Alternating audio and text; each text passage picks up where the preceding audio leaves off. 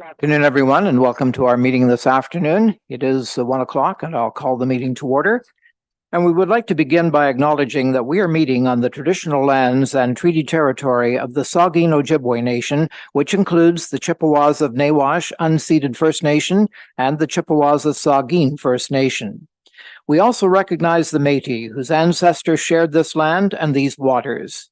We extend our gratitude to all Anishinaabe and Métis peoples and their descendants, past, present, and future, who continue to care for and inhabit these lands and tend these waters. Now I'll just ask you to join me for a moment of silent reflection.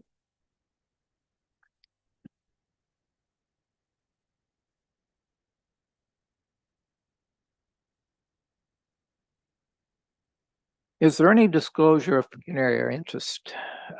Deputy Mayor Keaveney. Thank you, Your Worship, and good afternoon, everyone. And I have two considerations for interest this afternoon. The first would be 8.2A, the zoning bylaw amendment for Meaford Haven. As was declared at the public meeting addressing this matter, the land where I live abuts this development.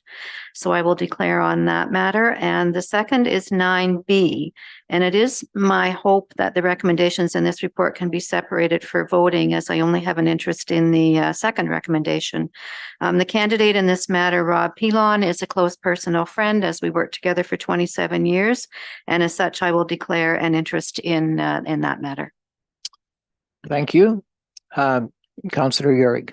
Thank you, Mr. Mayor. And likewise, I will also have to recuse 8.2A because also the property abuts against Meaford Haven. So very good. Just a reminder that if you do realize that you have a conflict of interest at any time, just go ahead and declare it at that time. Announcements. Do we have some announcements around the horseshoe? I'm going to start with Councillor Uhrig. thank you, Mr. Mayor. Anybody who's driven downtown has probably seen the big COTB sign that's now on Sykes Street out in front of Market Square, and the huts are going up this morning as Christmas on the Bay is starting this Thursday, running through Sunday. So we're hoping to have even a bigger year than we did last year, and hope everybody tell everybody to come out and enjoy a European style Christmas market that we're really excited it's happening again in downtown Meaford. We're all excited about this. Deputy Mayor. Thank you, Your Worship, and we sure are, and I'm sure that we'll all be there. And particularly, I have to put a plug in for the mayor and I, who will be doing a Christmas reading at 2 o'clock on Sunday afternoon, which unfortunately coincides with my announcement today, the Golden Heirs concert. And everyone's familiar with the Golden Heirs Ladies Choir. They have been in existence for over 50 years in Meaford. And this Sunday is their Christmas concert. It will be held at the Meaford United Church and starts at 2 p.m. And this is by donation only. And donations go towards the music program at our school. And a special guest this year will be the Presbyterian Church Bell Choir, and that brings a really special touch to the concert. The director is Cheryl Ross, and I encourage everyone, if they're finished their shopping at the Christmas market, to come out and hear the Golden Heirs. Thank you. Councillor Greenfield. Thank you, Your Worship, and thank you, Mr. Uhrig and Deputy Mayor Keaveney. Very good occasions. A couple of events I'd like to mention. The Meaford Theatre Company are presenting a performance in the near future. It's entitled Little Red the Riding Hood, and it's not quite, as I understand, the normal Little Red Riding Hood. This is, Anyway, Friday, December 8th, 7 p.m., Saturday the 9th at 2 p.m., Sunday the 10th at 2 p.m. And of course, this takes place up at Woodford Hall, the home of the Meaford Theatre Company. Should be, as always, a good show. Tickets available at the Craig Gallery, Sheerdowns, or at the door. And it's still a couple of weeks away, but it's a great evening. On December 17th at 7:30 out at Historic Leith Church. the Festival of Nine Lessons and Carols. Lessons read by North Gray residents and congregational carol singing. And this involves, of course, lessons in song concerning the birth of Jesus Christ. Thank you, Your Worship. Thank you. Other announcements? Councillor Forder? Thank you, Mr. Mayor. Just wanted to take a second to show my appreciation to the Meaford Fire Department for battling what was a 72-hour fire at a grain silo. That was on Gray Road 7, I believe. What a tremendous undertaking from Meaford Fire. Many of them were staying up for a lot of hours to make sure this was under control, but I just want to express my appreciation on behalf of council that you guys have done a heck of a job and keep up the great work. Thank you very much. Thank you for that, Councillor. Our interim CAO, Matt Smith. Thank you, Mr. Mayor. Three things from me today. The first to tell you that the municipal fall and winter print newsletter is being mailed. That went out last week and a copy was sent by unaddressed ad mail to all Meaford residents. If you didn't happen to get one, you can also get copies from the administration office and the Meaford Public Library. Some unfortunate news about the construction project on Bayshore Road. We are going to have to postpone that until spring 2024. It was awarded at the end of July 2023 and construction was anticipated to begin earlier this year, but there have been a number of construction challenges, which has meant we've had to postpone it with the intent that work will start in May 2024 and be completed by mid-July. Attempting to do the construction through the winter would lead to a significant impact on residents of the area, including an extended construction schedule, a lot of disruption related to snow clearing, and further delay to the restorations of the work afterwards. We obviously thank all the residents on Bayshore Road for their understanding, and we'll be providing further notices in April once we know exact dates. And then finally, just a reminder of the Council Priorities event from 5 till 7 on Wednesday, November the 29th at Meaford Hall. The Mayor will be making a brief presentation shortly after 5, and then members of Council and staff will provide short summaries of each of the Council Priority projects and be available to discuss the projects in more detail with members of the public. And I really, on behalf of Council, encourage everyone to come out to the hall and that it's not very often that you can go to a public council meeting and also step up to the cash bar. So I think this is going to be a really exceptional meeting of your council, and I think it is a great opportunity for us to chat it up with you and for you to get a really good firsthand presentation on each of the charters that we've developed for 16 projects, which we believe will move the needle on all of our fundamental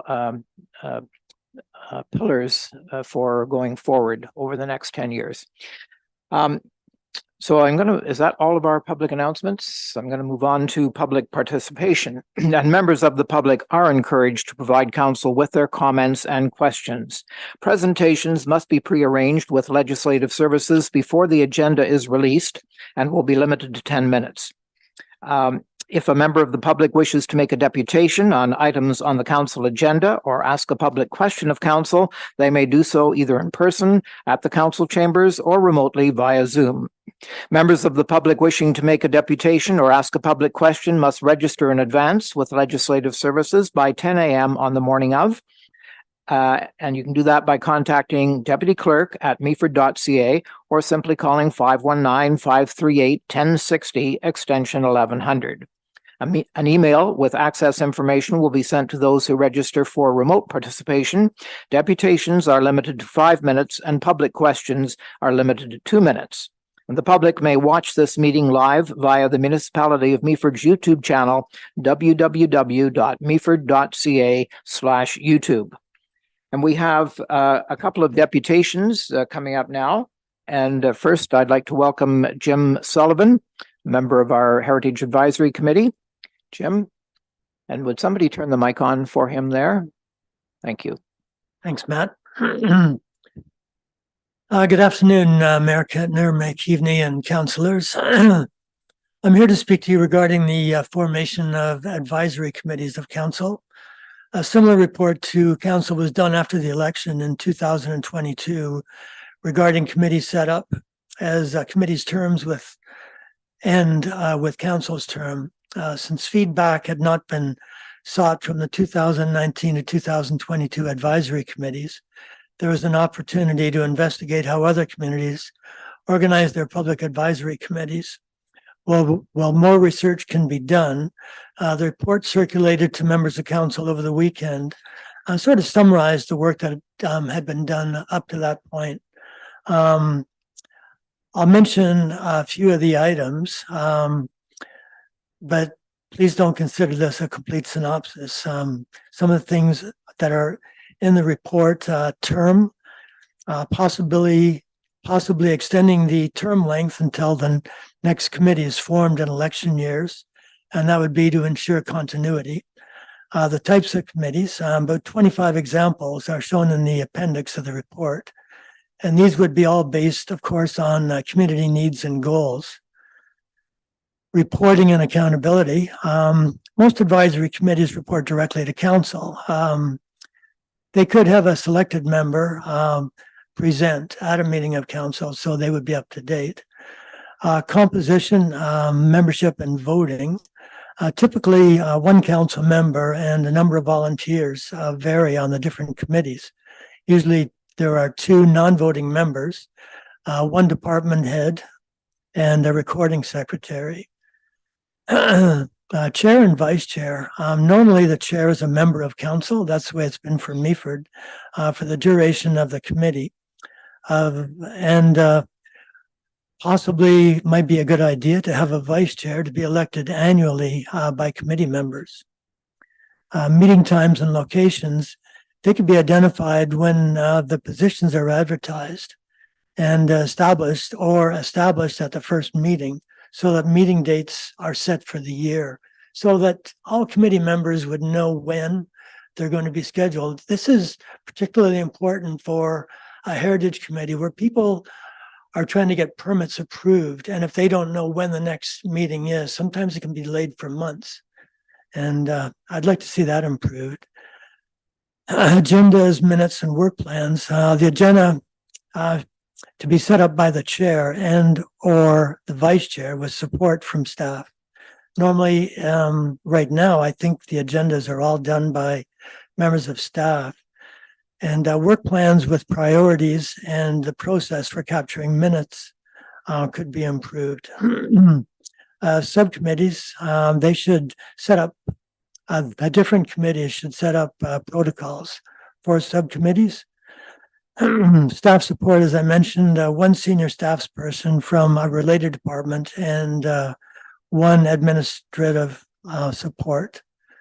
Reporting to council, it should be set up with a format and how often it'll be done. Budgets and remuneration. I don't know of any of us volunteers that get paid, only in what we get done. But that could be considered for minor expenses or for conferences. I'll send a copy of the report to staff so that they can review it as well. The 4 pillars are great goals for council and for advisory committees. All the committees which council recommends to be formed should use those pillars as their principles and objectives.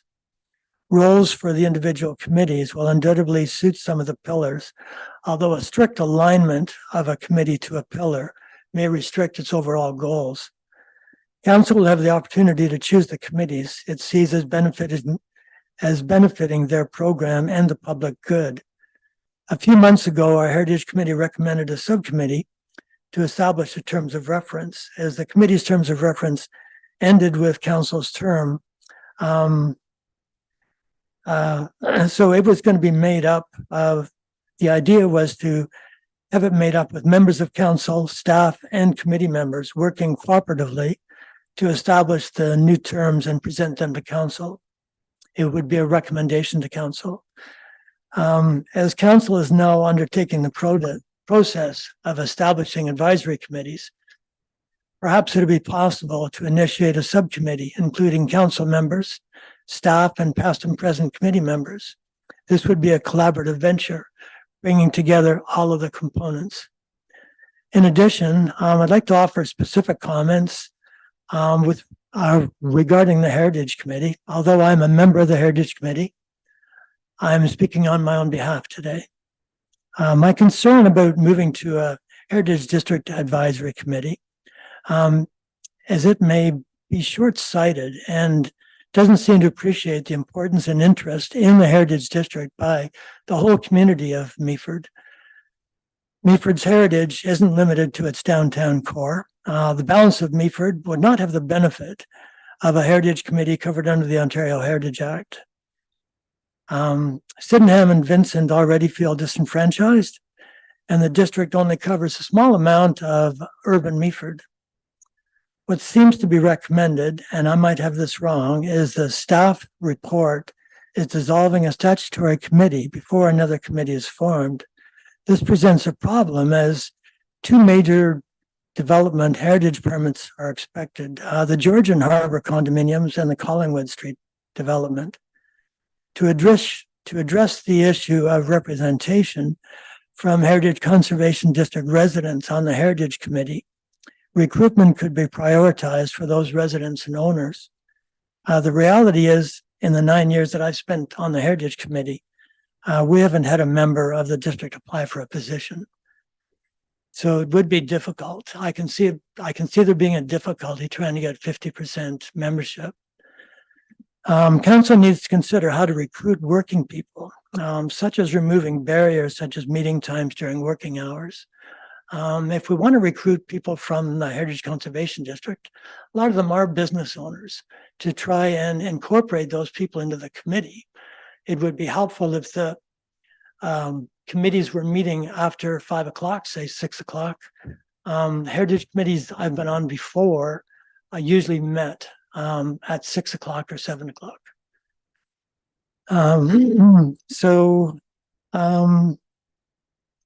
You've pretty much got your 5 minutes, Jim. Okay. I got one sentence, Mayor. Thank you for your time. Thank you. Thank you very much. Our next speaker is Reid Barrett, who is a member of our Economic Development Advisory Committee. Reid. Thank you, and good afternoon, Mayor Kentner, Meaford councillors and staff. Thank you for the opportunity to address the report on today's agenda regarding the council committees. This is a very important topic and represents the effort and resources of so many over the remaining 3 years of the term, as well as the investment that's already been made by many people serving on committees. So that's why I'm so passionate about it and here to speak about it today. I'm concerned that the proposed actions in the report to reshuffle the committees and align them with the pillars, this may not be the appropriate time to make those changes. My personal involvement for the past term and the previous terms has been on economic development. Although we've had several expanded agendas, we've been asked to look at pre-manufactured modular homes, OP processes, bursary grant reforms, STA information reports. We have been successful, despite kind of the expanded agendas, to actually come up with a work plan to pass along to the next committee. And I think that was a great success to have a work plan, and it even identifies the resources required to go forward with it. To broaden the mandate right now, would just further expand the economic growth from economic development. It probably would include tourism, festivals, seasonal markets, rather than straight business attraction, readiness, and retention. Council, I'm aware that in less than 60 days, actually January 15th to be exact, you'll be challenged to look for savings and possibly trim resources. This report indicates that broadening the subjects to the committees and reflecting the pillars without additional resources, but it also recommends a standalone heritage committee, and it mentions a pump storage committee, not to mention the municipality's involvement in Main Street. So when you look at that and the amount of recruitment time for these committees and the orientation, these advisory committees would have 3 years left, and with bi-monthly meetings, it equates to about 36 to 40 hours for each committee over 3 years, and they're broad mandates. Perhaps it's time to evaluate whether all these committees need to be enacted upon, or should they be phased in as the resources that are available for it. Additionally, the committee's structure are identified as being advisory. Perhaps they should have subcommittees and task forces and quarterly report backs to council. Additionally, the continuity of these committees seems to be all on the same term currently. Whereas if they were every 2 years, you could have half the people with some continuity to bridge the gap for other councils. I applaud the community, volunteers, council, and staff for wanting to accomplish great things in a short time. But I believe a focused effort versus a shotgun approach would provide better results. I thank you for your time. Thank you very much, Reid. And I want to thank both of you for excellent ideas and input, and note that the matter that you're here to be concerned with will be dealt with quite shortly. And I hope you have an opportunity to stay and see how we make out with it. And now, public questions. We have a public question from, I'd like to welcome past councillor Mike Petker. Thank you, Mr. Mayor and Council. I appreciate your time today. And I would like to reference a letter that I sent out to you back on November the 17th. And I know the timelines are short on this, but the crux of the letter is that we all witnessed the passing, or didn't witness, but we are aware of the passing of our famous Bruce Shepherd, who lived on Marshall Street. And he was quite a famous lake freighter captain. It has always been his wishes, even during the time when I was chair of the museum board and Bruce was a volunteer on our board, that the marine artifacts that he has preserved on his property would be donated to the town. So several artifacts of a smaller nature will be going to the museum to sit inside, but he has these rather interesting large artifacts on his yard, which in Bruce's mind, they would look very good as reminders of our maritime heritage here in Meaford. So as you had read through the letter, this donation by the Bruce's son Scott, now who has control of the property, this will be a donation to the town, and he would like to know going forward that this council is willing to accept these items as a donation. And as you may have also noted in the letter, it would be really, really good to have them on the harbor for our sesquicentennial. And if you could address that, that would be wonderful. Thank you. Thank you very much, Mike. And I'll be bringing forward a notice of motion actually on this matter at the end of our meeting today. Thank you, Mr. Mayor. And just may I say, what a splendid, opportunity this is for our municipality, and some really excellent,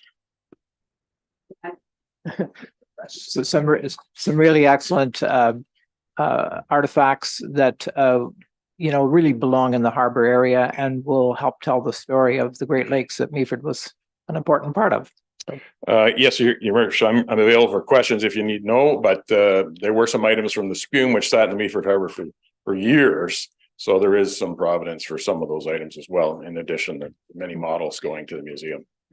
Did anyone wish to ask a question of Michael? Anyway, thank you so much for your intermediary work there, and there will be a notice of motion at the end of the meeting. Thank you very much.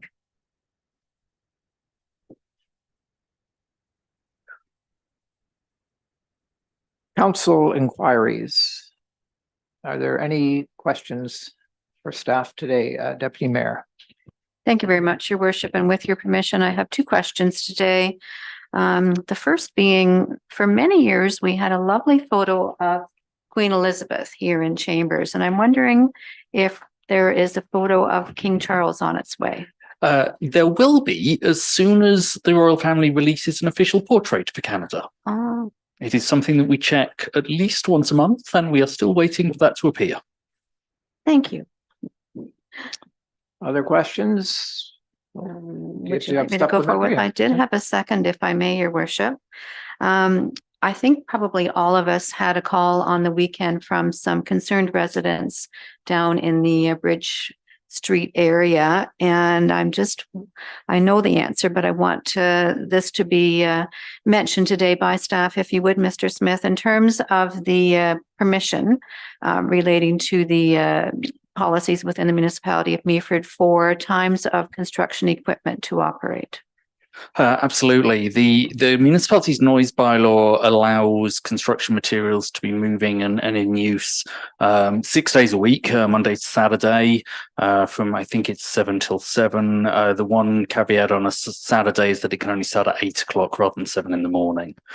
So the activity that was happening down Boucher Street and in that area on Saturday was perfectly within the realms of that bylaw. And if council wanted to get to the stage where we change those times, we'd have to have a notice of motion and then have an updated noise bylaw for consideration. And thank you very much for that information, Mr. Smith, and I will bring that notice later in the meeting. I think speaking as one of the people who did talk to one of the families, if I'm not mistaken, 60 out of every 107 waking hours is open to as much noise as, 30, gigantic trucks can make on a street. So it's a lot of pressure on people's mental, outlook. So do we have a sound problem today? Okay. Next on the agenda is motions and bylaws for decision, and our consent agenda. I think there's only one item there, and so there's no question of whether or not you want to segregate it from anything else. I'm going to just ask for a mover and seconder to put it on the table, and we'll discuss it. Moved by Councillor Bell, seconded by Councillor Forder.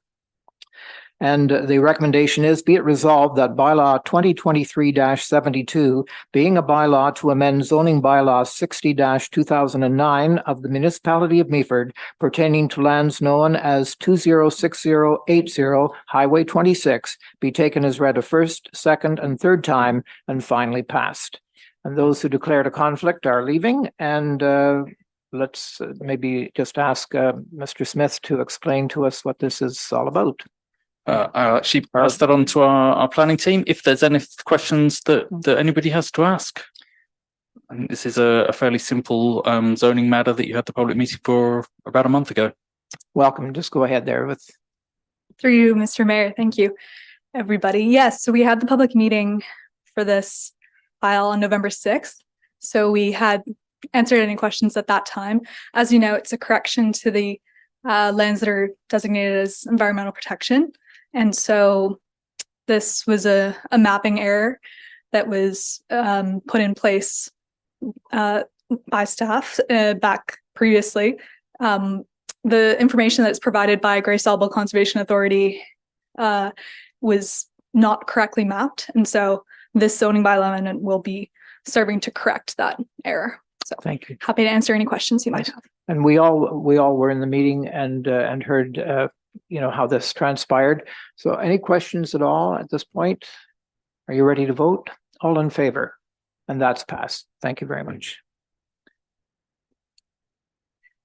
So now I need a motion to move in. Yes, come on back in. A motion to move into committee of the whole, moved by Councillor Bartley, seconded by Councillor Bell. So we have, let me see here. This is the council committees and the recommendations. I should read this. I just want to make it clear that this is something, there are different ways that we could handle this. I think that we have some concerns about this item, but the method we've chosen is to simply introduce it and debate it. So this is, the recommendation is that Committee of the Whole recommend Council of the Municipality of Meaford 1, enact bylaws, including terms of reference based on the principles set out in the draft committee framework policy to A, establish an an accessibility advisory committee and a site plan review subcommittee. B, establish a heritage conservation district advisory committee. C, establish advisory committees for each of the 4 pillars of council's priorities. D, formally dissolve the existing economic development advisory committee, heritage advisory committee, parks advisory committee, and well-being advisory committee. And 2, direct staff to begin the recruitment process for members of these committees. So I need a mover and seconder to put this on the floor. Moved by the deputy mayor and seconded by Councillor Uhrig. Who would like to start discussion? Can I turn it over to you or Councillor Bell? Well, thanks, Mr. Mayor. And what I'm going to say here, I hope it spurs on some really good conversation from my fellow councillors. I'm going to, for my comments, zone in on item C. Give a little background on item C. It's the one that's talking about forming committees to help basically council with its pillars that we believe are the absolute foundations of what we believe in. So I'll give a little history. Back in 2014, under Mayor Klumpus, we had a consultant come in and weed through everything. And at the end of that long process, we come up with pillars that we believe in for our community. Those pillars were looked at again in 2018. And we found the work that was done previous, we believed in, and we believed in wholeheartedly. That transaction of thought process happened on this current council when our former CAO asked us, who were newly elected, can you tell us what you believe in? And I don't know if I can say the word unanimously because we've had a couple of new members, but the thought came through again that work that was done back in 2014 under Mayor Klumpus was solid. It was solid enough for us at this time, when we're having our come and meet us meeting, we're going to talk about our priorities. So what's being talked about for forming committees today is investing in infrastructure, ensuring sustainability, growing the economy, and strengthening our community. So investing in infrastructure. My comments on having a committee, people spending their time gathering together, talking about these issues. This council and councils previously have been seriously considering bridges to rebuild, bridges to have new guardrails on. And yes, we have some bridges that we have closed permanently, and we're still struggling with a couple of bridges that we'd like to see open. We're working at that. Roads, paving, grading, ditching, husbandry, out in the rural community, what's happening in the town, the pipes under the ground, how old they are. We work at that. So when we look at just that, I'm just not so sure that having a group of people get together and tell us, ultimately, because they're an advisory committee to council, how we would change our focus on what we've been doing. And I believe from this councillor's seat, we've been doing one heck of a job on infrastructure. We took a hold of a subject matter that there are some councils in this province that have put their head in the sand. And I have actually had some councillors in some other areas say to me, well, why should we worry about this at this time? Because that's going to take care of itself in the future. We didn't believe in that. We decided to dig our heels in and work at this and get this stuff done. We're doing it. I personally don't see the value of an advisory committee just on that subject. We look at strengthening our community. We went through the health and wellness policy. I think it's tremendous. We're engaging with people. We want them to talk to us about that. We've got that put in place. And those are subject things that this council does, and that we do it. And we do it on recommendations of staff coming to us. And we grab a hold of it and we say, these are good things, and we do it. The same with ensuring sustainability. If there's one thing I can say about that's our budget.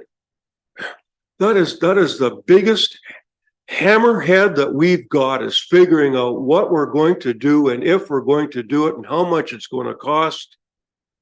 And we do it. And to have people spend their time, good-hearted people, they want to come out and they want to tell us about things. It boils down to the budget for our services that we deliver and what does it cost.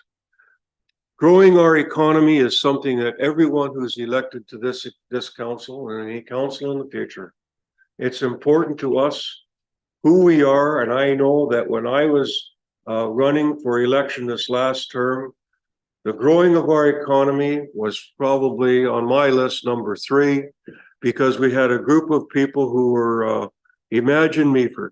They impressed upon myself the fact that they want to see growth, but they want to see a controlled growth, a good growth, a solid growth, a growth that's meaningful here. And I believe in that. So we've got all those things. And Mr. Mayor, I know I have spoken for a little period of time on this, but I just don't want to see us forming committees for the pure sake of having a committee, so that we feel good that we have a committee, and then to have people that I have experienced in my tenure on council, that those folks who serve on committees come up to me after and say, I spent all this time, I knocked myself out, I've been there before, and I'm just not so sure of my worth. And I hope that what I've just said, that you councillors that have served maybe before for some time, have had that also expressed to you, that I'm not alone in that comment. I want to see if we're going to do this committee on item C, that it's committees that are worth having, and we're not having them for the sake of saying we have a committee to help us on our key pillars, which I believe we on this council work wholeheartedly on and very solidly. So, Mr. Mayor, I hope we have some good conversation on my foregoing thoughts. And I hope you just hang on to them. And if you feel that it's necessary to move an amendment to that effect at the end of the discussion, you can do that. I'm going to ask the deputy mayor next. Thank you very much, Your Worship. And I just want to say to you, Councillor Bell, thank you very much for starting this discussion today. If we go back before the election in 2022, there was a great deal of discussion with each candidate and myself as well about committees. And I think we are just so fortunate, so blessed in the municipality of Meaford to have many, many residents who are concerned about their community. They are anxious to participate, to share their time and their expertise and their knowledge to support this municipality and in particular this council. And I think that's just incredible that we have that resource, and we have an opportunity here today to look at our committee structures and to determine the best way forward so that members of our community can, as you say, feel like these are meaningful experiences for them. I do believe we should make some amendments to the recommendations here today, and I do have some prepared, and I know other councillors will have amendments as well. But I just wanted to begin by asking for a clarification. It was brought forward by Reid Barrett when he spoke to council just a few minutes ago, a question about the Economic Development Committee in particular, and where does it cross with Main Street? So I just wondered if we could have that answered, because Main Streets is a new organization, obviously, and I know it's still coming together with an understanding of what its roles and responsibilities will be. But in terms of the events and the tourism side of things, is that a Main Street responsibility, or do you see that rolling over to this new Growing Our Economy Committee? Go ahead. Sorry, Mr. Mayor. I don't see there being a relationship there that causes any impact to your decisions today.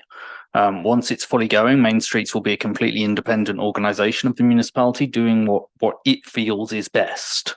It's not that organisation will have responsibilities or take responsibilities from the municipality. The municipality will still make its own decisions on what to do with all of the things that you've just mentioned. So I think that, an organization like that may well be running events. I certainly wouldn't see a Growing Our Economy advisory committee being involved in running events or anything like that. I think it will be fairly similar to our existing Economic Development Advisory Committee, or at least what we think is our existing mandate there. So no, I don't think there's any particular connection. Going to ask Councillor Greenfield next. Thank you, Your Worship.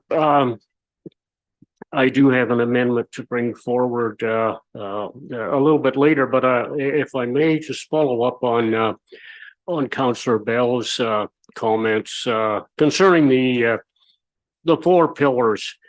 And I've been going over these over and over them.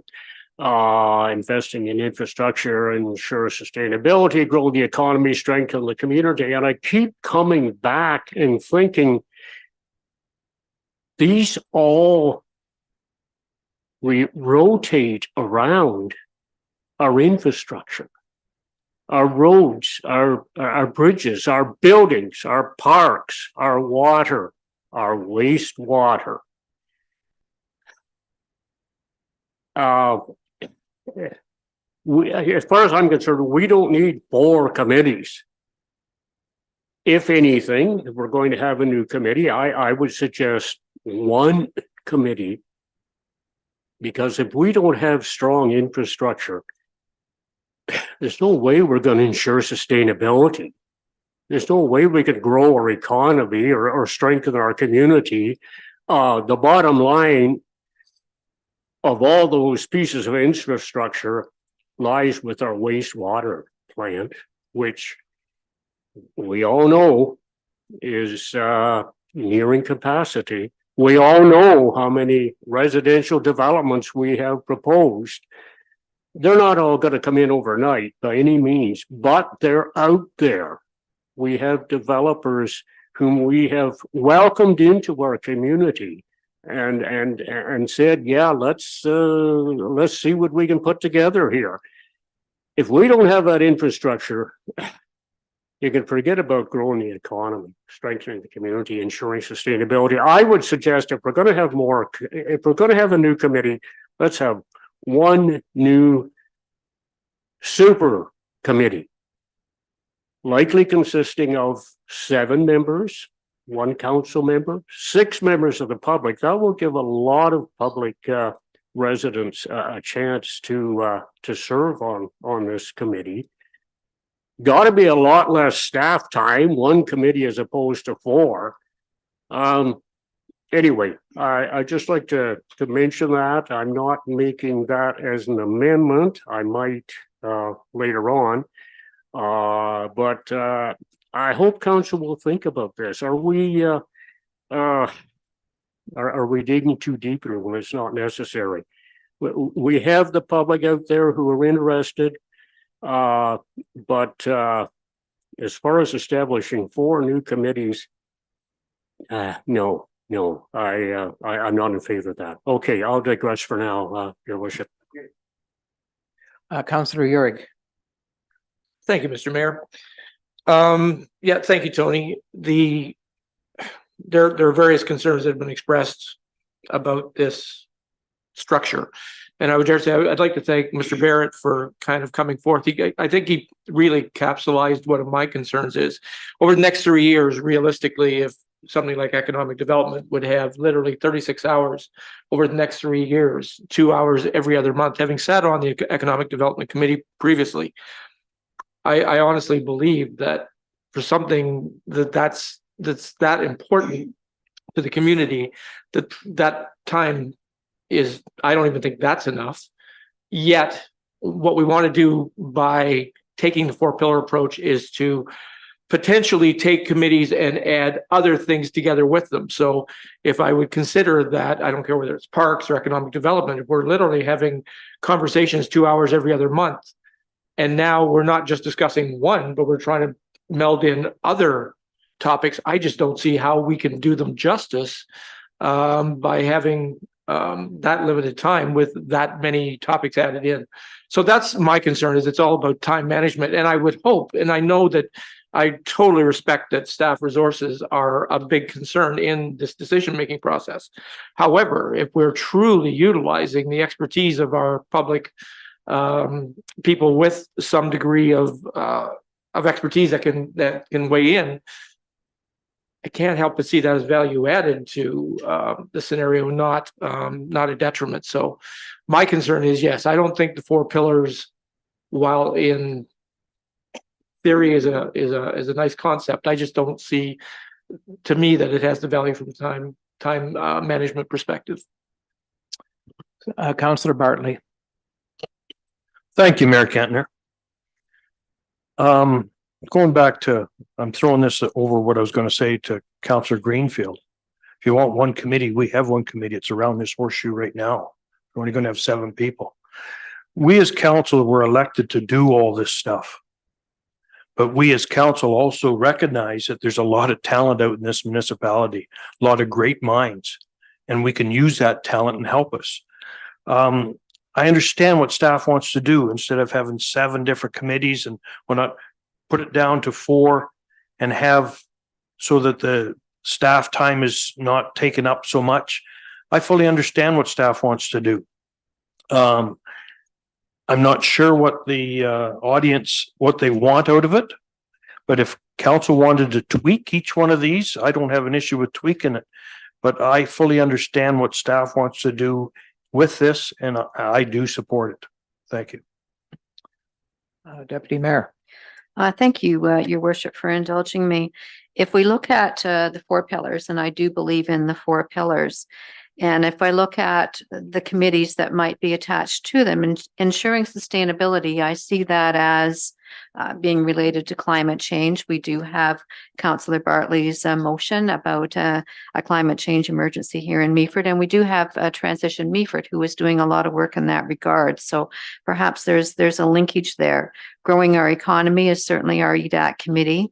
Investing in infrastructure, I will ask Mr. Smith to identify the roles he would see connected with that. But strengthening our community certainly is our community well-being committee that already exists. So I don't see this as really creating, a lot of new committees. It's working with the great things that we have happening, along with our heritage committee, which would be hopefully separate from any of these. But anyway, my question, Mr. Smith, investing in infrastructure, how would you see a committee structured that would relate to that? Yes. Thank you, Mr. Mayor, and thank you, Deputy Mayor Keaveney. Just before I answer that, just to add to your comments, yes, there is a proposal here for committees based around the 4 pillars of council's priorities, but they aren't, in essence, new committees. They would be replacing 4 that already exist or have existed in the past. So I don't see that this proposal is a significant amount of additional workload, and I think just want to make sure everybody's on the same page on that. For an infrastructure committee, I think there's a huge amount of things there that can come to a committee like that. This is a council, going back over all the years that I've been involved now, that's had a really strong commitment to that and wanted to have public input into some of those infrastructure decisions. And this is just a way of formalizing that to a certain extent. We have lots and lots and lots of work to do on asset management over the next 18 months to meet provincial deadlines, but that is still only a start. There'll be continuing work on asset management decisions for many years to come. And so things that this might take into account is what is best for the community in terms of rehabilitations and replacements of roads and bridges and facilities. It might look at service levels. Are we at a stage where, in order to make our asset management plan work, some roads might have to be transitioned to gravel? It might as well look at policies related to any of these areas. There's an intent that we'll have a new entrance permit bylaw at some stage. Our water bylaw and our waste bylaw may well be updated. All of these are things that could come to that committee for input before it gets to council. I think in the model that we're suggesting here, really a lot of the policy work that you see as council and a lot of the enforcement bylaws that you see as council would end up at one of these committees first, because there's something related to it. It might even end up at a couple of these committees first, because there's input from different places that would have a different perspective. On a waste bylaw, for instance, I'm sure a sustainability committee would have some thoughts, but infrastructure probably would as well, because it might talk about, what we can do with some of our facility space and leaving yard waste and all of that sort of stuff. So I think there's a range of things here, and to the point about whether it's too broad or too narrow, you can make arguments either way. The bit that I will say, and sort of what prompted this idea in the first place now quite a long time ago, was that the Parks Committee that Councillor Bartley and Councillor Greenfield both sat on in the last term, there weren't many policy or long-term facility sort of decisions to be made from that. Once we got through the Memorial Park strategic plan and a couple of other design exercises that were going on, there really wasn't a lot of context. We were just talking about parks. But if we have a community committee that's thinking about well-being and parks and programming and things like that, then that just gives a broader range of different places that we can have input. And I think all of these, in my eyes, are equally as important. I think that's the other reason why I would say that we should have all four of these, as opposed to just an economic development one, for instance. Is that if we're committed to these things, yes, economic development is important, but I also know there's a heck of a lot of people in the community who would say the climate change is really important, and we need some focus on that. So I think there's plenty there, and certainly enough to keep folks going for all of these committees. I've heard the suggestion that people would like to make some amendments. Is anybody in that ready for that, or Deputy Mayor? Your worship, again, if I may, I just had a couple more points I wanted to make Sure. before we get into the amendments, and then I will bring one forward. And I agree. The other topic of conversation that is happening within our community is affordable housing. And I'm just wondering from Mr. Smith, where you see that fitting into any one of these committees. I think that is a subject that could potentially come to a number of different ones at different times. It is, of course, a complicated situation because it's not really a lower tier municipal responsibility, but I could certainly see if council was wanting to do some work on that we could get some input from a Growing Our Economy committee, from a Strengthening Our Community committee, from an Ensuring Sustainability committee, because I think all of those different places would have some thoughts on this, about types of housing and sustainability, about what types of housing we need for appropriate worker housing, about the specific needs on a well-being side from housing and the related infrastructure. So I think there's lots of places that this would fit, and it's one of the reasons why I like this model and why I like the four pillars as a whole, because they are so interconnected. I think we don't want to get ourselves stuck in the fact that this group is the only group that can possibly consider this thing, because different perspectives are really valuable when council's asking for advice.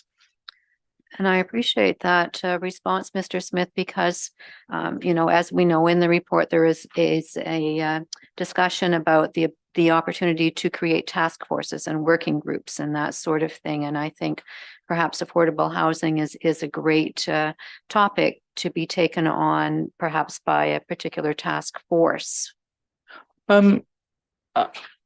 My image of those task forces is much more project specific. I think if you had something where council said this particular housing related project we want to move forward, absolutely. If you're just saying I want somebody to look at affordable housing, as we've talked about around this table before, what does that mean? That could mean 100 different things. So I'm not sure there's the value there. When we're talking about those task forces, I was thinking perhaps even more about council's priorities as a whole. If as and when we're doing the work on the Market Square redevelopment project, having a small group of the public led by a member of council to work with staff on that project is just another way of getting public input on that. So for me, that's much tighter in. I think a broad sort of theoretical thing doesn't fit within that. That needs to be committee based. And if I may, Your Worship, I think the value really is, there's a lot of people working regionally on affordable housing, and the value might be to be able to participate at that level. But that's a separate discussion. So I'll come back to the report at hand and bring forward my first amendment, because we want to make obviously some changes to these recommendations. So my first suggestion is for council's consideration that the motion be amended by replacing clausing 1B with maintain the existing Heritage Advisory Committee and remove the words Heritage Advisory Committee from clause 1B. D, sorry, I think you mean 1D. Yes, you are correct. Thank you, Mr. Smith. So that is my first amendment. Is there a seconder for that amendment? Councillor Greenfield? Discussion? Maybe you'd just like to speak to that, exactly what you're thinking. I would be delighted to, your worship. I think if we look at the Heritage Advisory Committee as it has existed in these last terms, I was privileged to be part of it 2 terms ago, and I know yourself and Councillor Greenfield are part of that committee now and in the last term, and the committee has done great work. And the members of this committee, as I know them to be, are very committed to the work of Heritage Advisory, providing comments back to this council. And I just feel strongly that that committee should continue as it is without any added responsibilities, because there's enough to do with all the projects that we have before us for that committee to be focused on the reports that will come to them. So that is my reason for suggesting that the clausing that the Heritage Advisory Committee remain as it is. Seconder, did you want to speak to it, Councillor Greenfield? If you'd like, if you just wanted to tell us your thoughts, or? Yes. I really agree with what the deputy mayor has said, and I think we should definitely. I'll certainly add that I see a need for. Let me turn it around the other way. Downtown Meaford belongs to all of the residents of the municipality of Meaford. It does not belong to the merchants between Bayfield Street and Cook Street alone. I mean, it is just an important part of the entire municipality, and really, there are things that need to be preserved in St. Vincent Township and in Sydenham Township that if we confine the Heritage Advisory Committee to this tiny piece of real estate between the harbor and Cook Street, I think we do a great disservice to all of the many things that should be preserved throughout the magnificent municipality of Meaford. My thoughts. Any further discussion? Councillor Bell. Thanks, Mr. Mayor. And this is a question for our clerk, Mr. Smith. So the basic comments are to expand participation. And we had our guest speaker, Mr. Sullivan, come and say about expanding participation. So during the course of a year, any year, if someone somewhere decided, hey, I would like to get involved in this, can they come forward and come before council and council add them to that list because we have some other person? Or are we absolutely limited when we say there shall be 7 people and no more? Is that the definitive number? Yes and no. Yes, in the sense that one council adopts a terms of reference for a committee and adopts the appointment policy that it's adopted before, you should be bound by those things. No, in the sense that council can change its policies whenever it wants to. Are you ready to vote on this matter? Jim, I know you have something to contribute, but you're unfortunately, people in the gallery are not part of this debate at this time. So are you ready to vote on that amendment? You have a question, Councillor Bartley. Yes, I was just wanting to expand on what Councillor Bell said. I know with the Parks Committee, we had 7 people on the Parks Committee, but anybody in the municipality could come to that meeting and speak at any time. So yes, anybody could come forward at any time and speak. They're not part of the committee, but they can do that. Okay. Councillor Forder. Thank you, Mr. Mayor. Just have a question. Just need to get some clarification. So under the pillar committee model, under ensuring sustainability, we have heritage. Does that also include the Heritage District Advisory Committee, or would those be 2 separate committees? So the way that it's proposed in this report is that there will be 2. There will be a Heritage Conservation District Advisory Committee specifically to look at permits for the Heritage Conservation District that's been adopted. And then within the Insurance Sustainability Committee, matters related to heritage could go into that bucket there. I think what the Deputy Mayor is suggesting here is that we don't have a district specific committee. We have a heritage committee in general, and then heritage matters wouldn't go to the sustainability committee. For example, we had a heritage designation in Bayview in the former St. Vincent Township in the recent past. And I think that all fit together as part of the mandate of the Heritage Advisory Committee.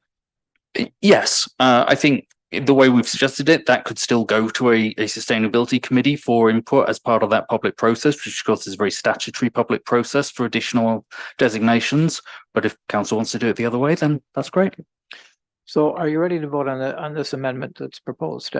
Councillor Greenfield? I do have an amendment, Your Worship, I just wanted to add to this discussion. Councillor Porter had mentioned the word district, and it's my concern that our Heritage Advisory Committee, and this follows up to a degree with what the mayor has said, we should be looking at expanding our Heritage Committee. There's so much area in downtown Meaford, west on Trowbridge, west on Nelson, up as far as Cook and Thompson Street, a lot of heritage there. Back a few years prior to the creation of the town of Meaford, there was considerable discussion as to what street was actually going to be the main street of the urban area. Would it be Sykes or would it be Nelson? And so there's it's just another subject that perhaps a heritage committee could look into in the future. Go ahead. So just through you, Mr. Mayor, of course, we have been going through an update to the Heritage Conservation District Plan. And I know that the Director of Development Services will be bringing that forward to council soon. And that has been seen by the Heritage Committee on a couple of occasions. So I mean, that's when any concept of sort of the size or the shape of the district will be dealt with, is through that legislative process. Well, if you want any input at this time, Mr. Voigt, that would be, maybe a good time before we vote on this amendment. But do you wish to say anything? Your Worship, on which part? Well, I guess the amendment before us is whether or not the Heritage Committee should look at the entire municipality or strictly a postage stamp between Bayfield Street and Cook Street. Thank you for the clarification. So our heritage district is actually quite large. I would suggest that it is, as we have been told, and council was at that training session with the members of the Heritage Committee, that best practice would be one committee that deals with the Heritage District and one that deals with broader community things. I would consider that the best practice, and that's where my recommendation would be. But of course, it's up to council to decide how you wish to receive input from the community. The only other thing I would say, as it was mentioned in the presentation earlier about the issues about how we get members, not only of that committee, but others, I think we have to, as a community, do a more concerted effort to make sure we're getting air quotes the right people, and that we want to make sure that we are making these committees appealing and that the work they're doing is valuable. Also, as best practice, as was presented by our heritage expert, is that a heritage committee that deals with a heritage district should have at least 50% of the people on that committee either living or owning property in that district. Just think of it this way. If you were to have a neighborhood XYZ committee, wouldn't it be appropriate that at least half the people live in neighborhood XYZ when they're talking about it? So those are my only two comments about that. And that, to me, is an excellent reason to actually pass this amendment, because I believe that it'll be difficult to get 50% of the people on the Heritage Advisory Committee living in the downtown core. At any rate, I'm going to call the question for the amendment. All in favor? Sorry, you've got another question. Just to repeat it. Yes, okay. I believe that the motion be amended by replacing clause 1B with maintain the existing Heritage Advisory Committee and remove the words Heritage Advisory Committee from clause 1D. So I have to find these clauses or. So in effect, Mayor Kentner, I'll perhaps try and help translate the motion wording. That would delete the section that says establish a Heritage Conservation District Advisory Committee and replace it with maintain the existing Heritage Advisory Committee. And then the second part of that 1D is just taking the words Heritage Advisory Committee out of the list of committees that will be dissolved, because if we're keeping it, we wouldn't be dissolving it. Yes. Okay. Everybody clear? I'm going to call the question. All in favor? That is carried. Councillor Greenfield. Yes, thanks again, Your Worship. Yeah, I do want to forward another amendment. This would state that the motion be amended by adding a clause prior to clause 2 to read, direct staff to offer existing members of the Economic Development Advisory Committee and the Heritage Advisory Committee the opportunity to be reappointed to the updated committees. Is there a seconder for that motion? Deputy Mayor Creeveny. Did you want to speak to that? Thank you, Your Worship. And I just want to reiterate, this is offering the opportunity to be reappointed to the updated committees. We would hope that the good folks who have served on these committees would be interested in continuing, but again, we will be opening the playing field to other potential candidates. Any other discussion on this amendment, Mr. Smith? Thank you, Mayor Kentner. Just to refer to Councillor Bell's question a few minutes ago, we just want to make sure that council's aware as you do this, which is absolutely fine because council can do whatever it wants, that our current appointment policy says you shouldn't be on a committee for more than 2 terms. And in some cases, we have members who have done that already. I think that, but that's fine. It's just that's what our policy says right now. I might ask as well that perhaps Councillor Greenfield, do you consider including Accessibility Advisory Committee in that as well? I wasn't thinking of that.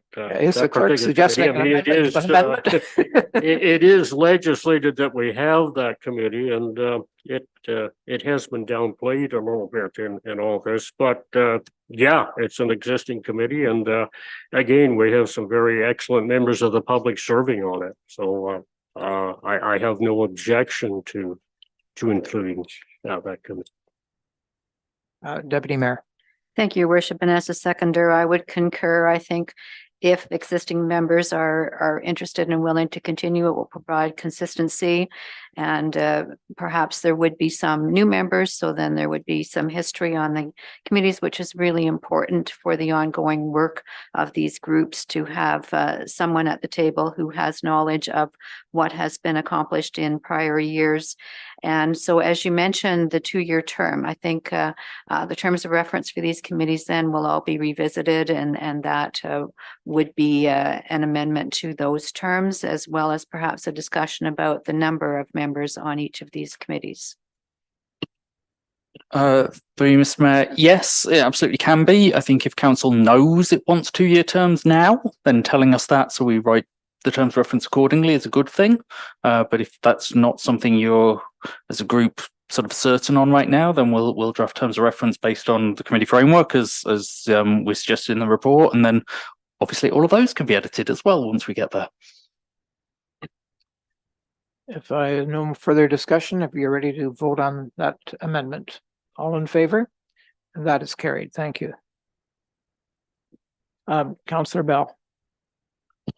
Thank you, Mr. Mayor. So I'll go back to where I opened up today. You folks are allowed to chuckle if you wish, but I was blessed by my grandfather and I got these 2 big ears. So I try to use them. And I've listened to Councillor Greenfield. And the way I was speaking before about these pillars, I think you all gathered that I probably was thinking of not having them at all. I've listened And I think having one committee that knits all of these together, because of what you said, Councillor Greenfield, they're all connected. One cannot exist without the other, and I believe that. So I would amend that this item about forming committees for each of the 4 pillars be amended. We have one committee. And that suggestion did come from you, Councillor Greenfield, but I'm just taking the opportunity to move it. Thank you. Maybe you'd like to second it, would you? And then we can discuss it. And Matt, did you want to comment here? If I could, because then we can just get some clarity and everybody knows what we're talking about. If we were to establish what I think would be called a council priority advisory committee, my interpretation of that would be that its only role would be to provide advice on the projects specifically identified in council's priorities. And I just want to double check that's what Councillor Bell is thinking, because if we want an advisory committee that covers every subject covered by council's priorities, including sort of the more general things, that's council. And so I just want to make sure that we're talking about the same thing. Deputy Mayor? Your worship, if I may, I just don't think that works, because if we come back to the discussion we had a few minutes ago where we talked about perhaps the responsibilities of each of these committees, sustainability is climate change. Growing our economy is EDAC. Investing in infrastructure, Mr. Smith explained what roles that committee might have, and strengthening our community is our well-being committee. I don't think you can possibly put all that together into one committee and do anything constructive or meaningful. So I believe that we need to continue. We might change the names of them, but in any event, for the time being, as we list our 4 pillars and understanding which committees are attached to each of them, I think that it's important, and the only way that we can do any work that is of value is to continue with the 4 that are suggested. And of course, we understand outside of that, we have accessibility and heritage.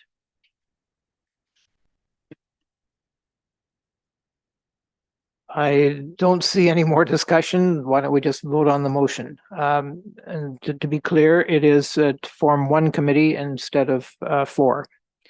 Did you want to speak to that, Councillor Greenfield? Thanks, Your Worship. I'm assuming that our 4 pillars contain our 16 pillars. That 16 projects. They're all fitted in there somehow. So, and as Councillor Bartley says, that's what council's here for, is to make decisions on what we want to do and where we want to go on it. So I don't know. I'll stand with my original statement of only one committee being necessary. You ready to vote? Okay. Deputy Mayor? I just want clarification. So if there's only one committee, that means EDAC does not stand on its own. It would be lumped in with the other 3 pillars. Okay. Could someone explain to me how can that work? No. Councillor Yuri. Thank you, Mr. Mayor. This goes back to my original statement earlier that these are specialized committees. They are spending a couple of hours every time kind of honing and focusing in on a subject. Combining all of these, as you said, Mr. Bartley, this is kind of what this table does. I can't understand possibly how any committee could discuss everything. And I think I've myself been misled. I assumed that this was a committee which combined the 4 pillars, but was exclusive of heritage, ECDEV and accessibility and so on. Right? No. Well, then So that's why I just don't think it's feasible to be able to have one committee address all the topics that fall under the 4 umbrellas. We have committees comprehensively for largely this. Councillor Forder. Thank you, Mr. Mayor, and through you. I agree with Councillor Yuri on that. I also feel that the one committee framework it might be too broad. It might disincentivize people with very particular skill sets from having to now advise on a small number of issues. Now they're advising on, a dozen different issues. I think that might be a real disincentive to a lot of the just the heritage training alone that we underwent was pretty extensive, let alone all the other committees would be grouped into one. So, and especially with the meeting times and the resources, I don't see how one committee would be able to cover all of these and actually make a meaningful positive difference in the municipality. So I won't be voting in favor of that amendment. Councillor Bell. Thanks, Mr. Mayor. So I'm using my big ears again, and I would like to withdraw my motion. Very good. Very good. Thank you. Do you agree, Councillor Greenfield? Yes, okay. I'm not sure I have a heck of a lot of choice here. No, let's keep going here.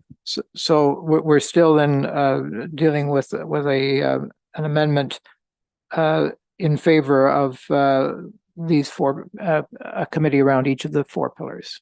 Is that correct? So there's no amendments on the table right now. Okay. What's there is the Okay. recommended motion minus the change we've made for the Heritage Advisory Committee. Okay, so you tell me, Deputy Mayor, did we do your fifth clause? Okay, so I believe where we are at is that the motion be amended to specify listing the four pillars, ensuring sustainability, growing our economy, investing in infrastructure, and strengthening our community, and agreeing that we will have a committee that relates to each of those four pillars. Are you ready to vote on that? All in, Seconded. Would need a seconder.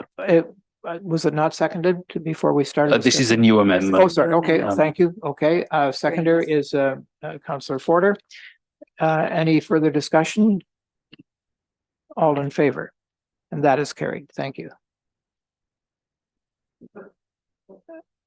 Councillor Urick. Thank you, Mr. Mayor. And I have an additional amendment to propose that the motion be amended by adding an additional clause to read direct staff to include 2 members of council in the membership of all advisory committees, plus the mayor is an ex officio member. I know many of the committees already do have 2 council standing members. For example, EDAC does not, and I think it should as well. So I just like to put forward that motion. And are you seconding that? I would second it, and I also had a comment, if I may, Your Worship. I very much support that motion and just wanted to be clear. That would mean then, Mayor Kentner, that you would no longer chair Heritage. And how do you feel about that? I don't know how I'll manage without another meeting. I would have a hard time. Let me just say, as an ex officio member, I would attend as many meetings as possible because this is a matter close to my heart. But I definitely have. I like this this amendment. I think it's important, and I support it.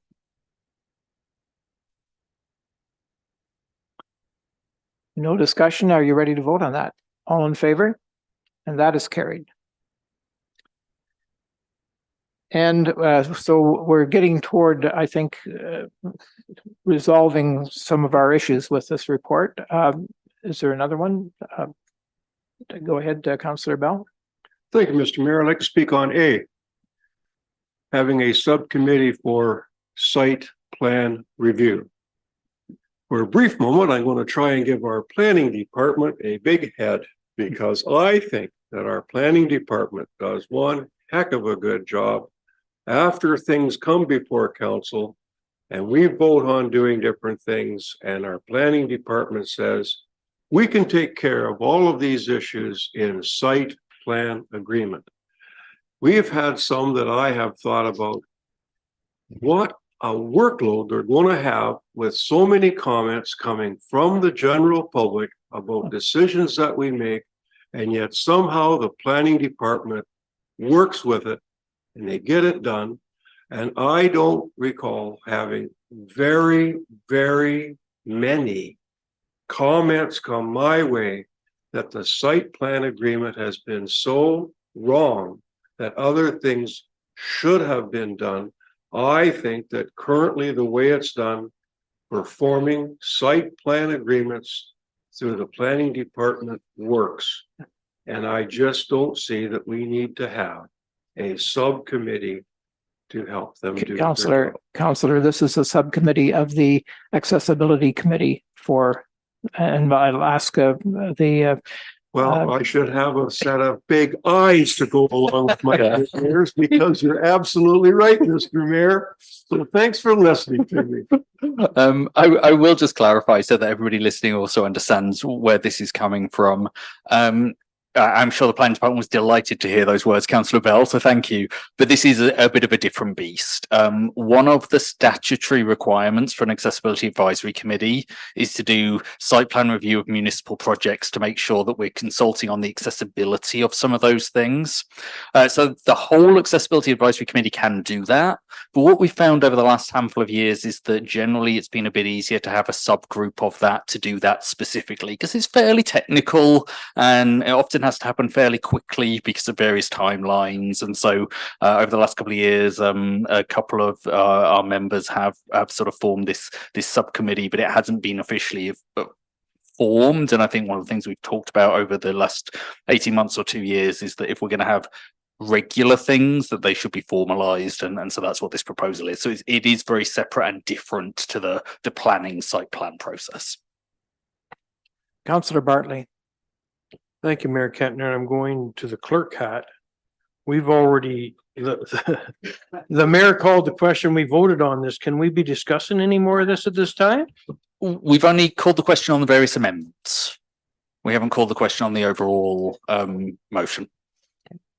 And speaking of that, are there any more amendments, Deputy Mayor? Your worship, yes, I do have another amendment. That the motion be amended by adding an additional clause to read direct staff, to include a requirement for an agenda setting meeting between staff, the committee chair, and a rotating member of the committee prior to the release of each agenda. And my reason for wanting to do that is just to allow. A seconder before we just speak to it, Councillor Forder. Go right ahead. Yes, I apologize, Your Worship. A reason for wanting to do that, as we do for council, it allows members of the committee to be part of the process where we discuss agendas and allows that rotating member to have the opportunity to ask questions of staff and to feel more a part of the agenda setting and the work of the committee. So I know that works really, really well for us as a council, and I think each committee should have that same advantage. Any discussion of that? Questions? All in favor? And that is carried. So I'm going to ask Mr. Smith if you could, if that is all the amendments that we have in mind, sort of summarize how we have changed this document. I can do my very best. Would you like it in motion language or in English? Okay.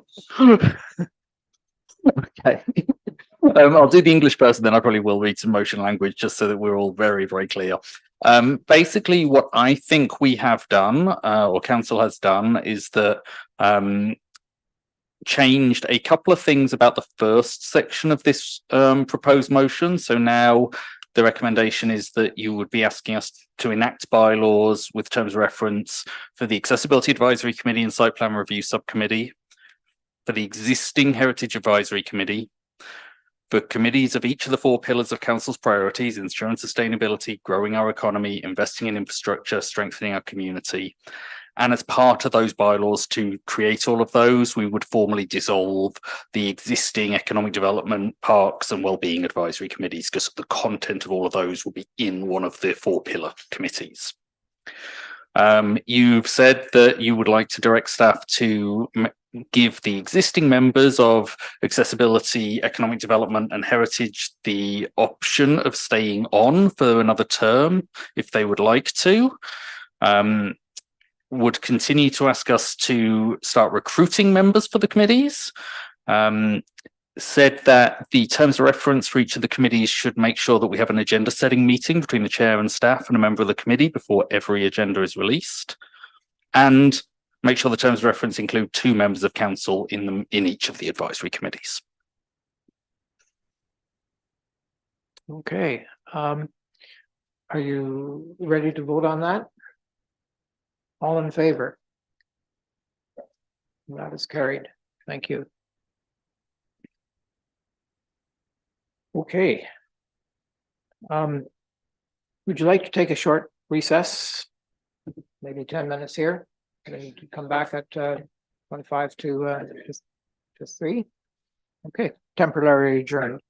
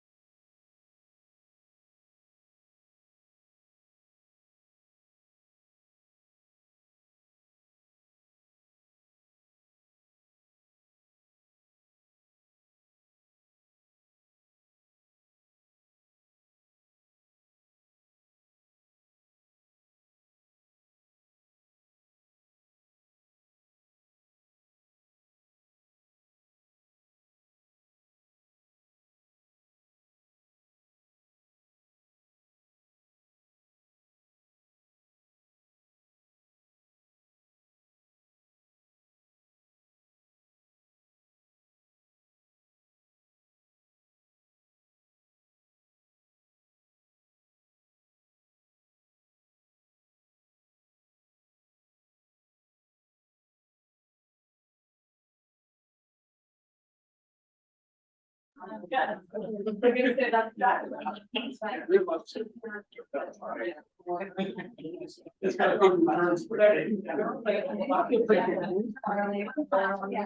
said 2:35.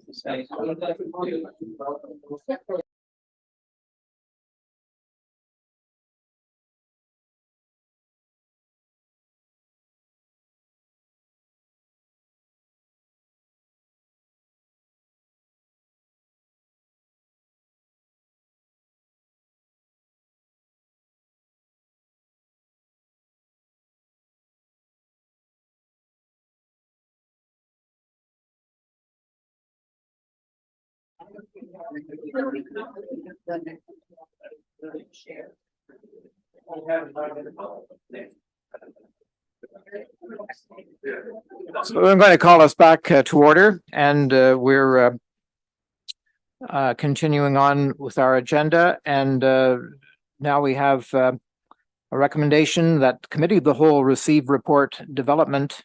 Sorry, I've got one ahead of myself there. The recommendation that Committee of the Whole recommend Council of the Municipality of Meaford enact a bylaw to establish and regulate the Meaford Fire Department. And I'm going to call on Fire Chief Courtney Allen to address us. Thank you very much, through your worship.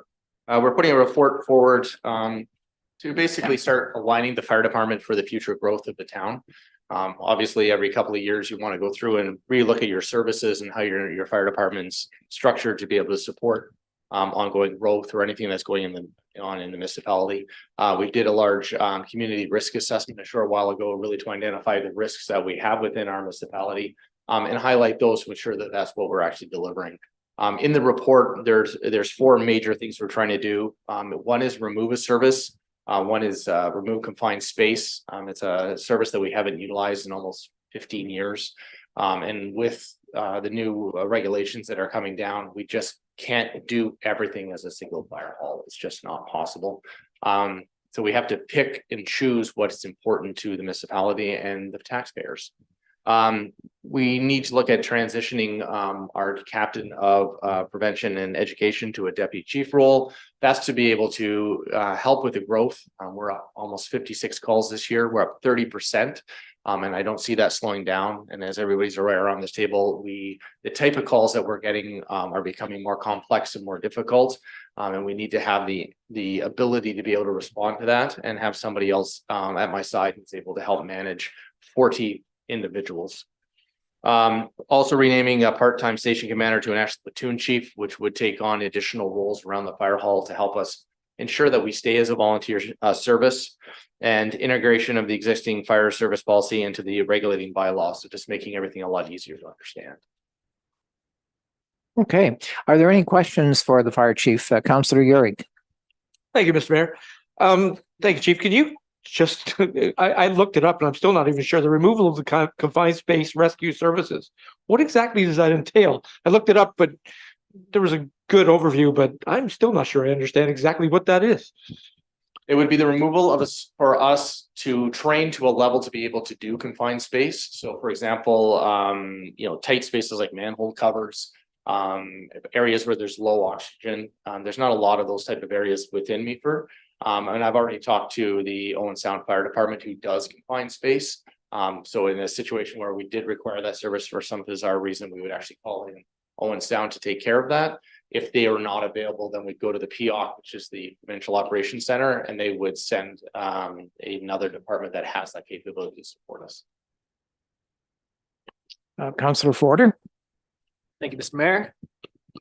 Mr. Fire Chief, thank you very much. You and I had a nice conversation yesterday, so you did answer a lot of my questions, but I just feel for the benefit of everybody listening and everybody in the room, would you mind just explaining, so the reclassification to Deputy Fire Chief will add about $15,000 to the budget. Would you be able to explain what roles and responsibilities would be involved with that, with those funds? Thank you. So obviously the funds are focused more on the increase in salary as well as vacation time, and also putting away money for the retirement plan. But our existing captain right now is regular hours, plus he does part-time on call hours. So he does a large number of after-hour calls right now. Moving him into a management position would actually free up funds from that. So that number isn't truly as high as it is. So with the deputy fire chief moving into a management position, they don't get overtime. So it would be a situation where we'd be able to offset time. Councillor Bartley? Thank you, Mayor Kentner. And I too was concerned what confined spaces meant. I thought I had a grasp of it, and I do. So with us not training for that or having the training for that, does that leave us in a legal position that would cause us some concern? I'm gonna let. I figured he might. We've been working closely together. No.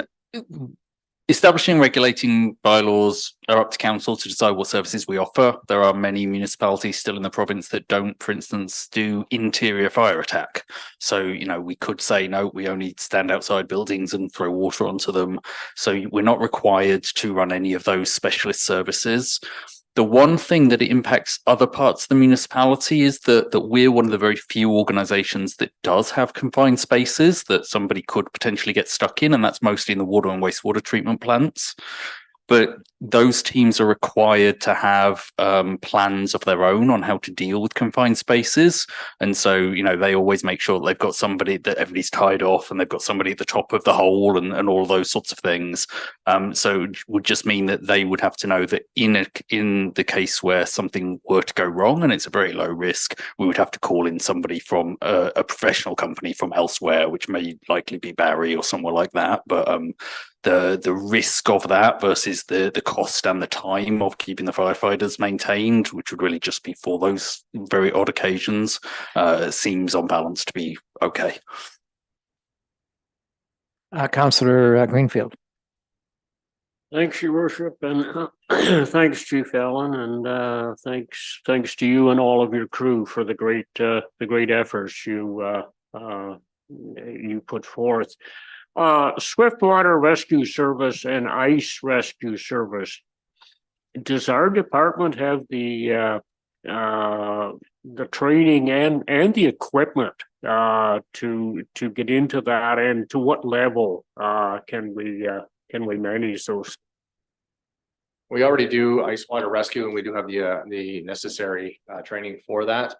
We would have to do some additional training for the Swiftwater rescue, but after doing our CRA, we realized that we do have a large number of rivers within our municipality in a response area. We have a lot of fishermen or anglers that are along the water line that could be, have a potential of falling in and has a greater risk of happening than confined space, for example. It uses the same equipment, which we already have. So it's just doing a little bit more development. We would have approximately 2 years to get that in place before we are required to be fully certified under the province of Ontario. Councillor Bartley. Thank you. So you want to move the platoon chief? Will that be a paid position?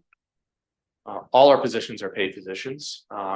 Right now it'd be simply renaming a position, which is the station commander, renaming it to a platoon chief and adding some additional roles to it. There would be no pay increase. They would remain with the existing pay band.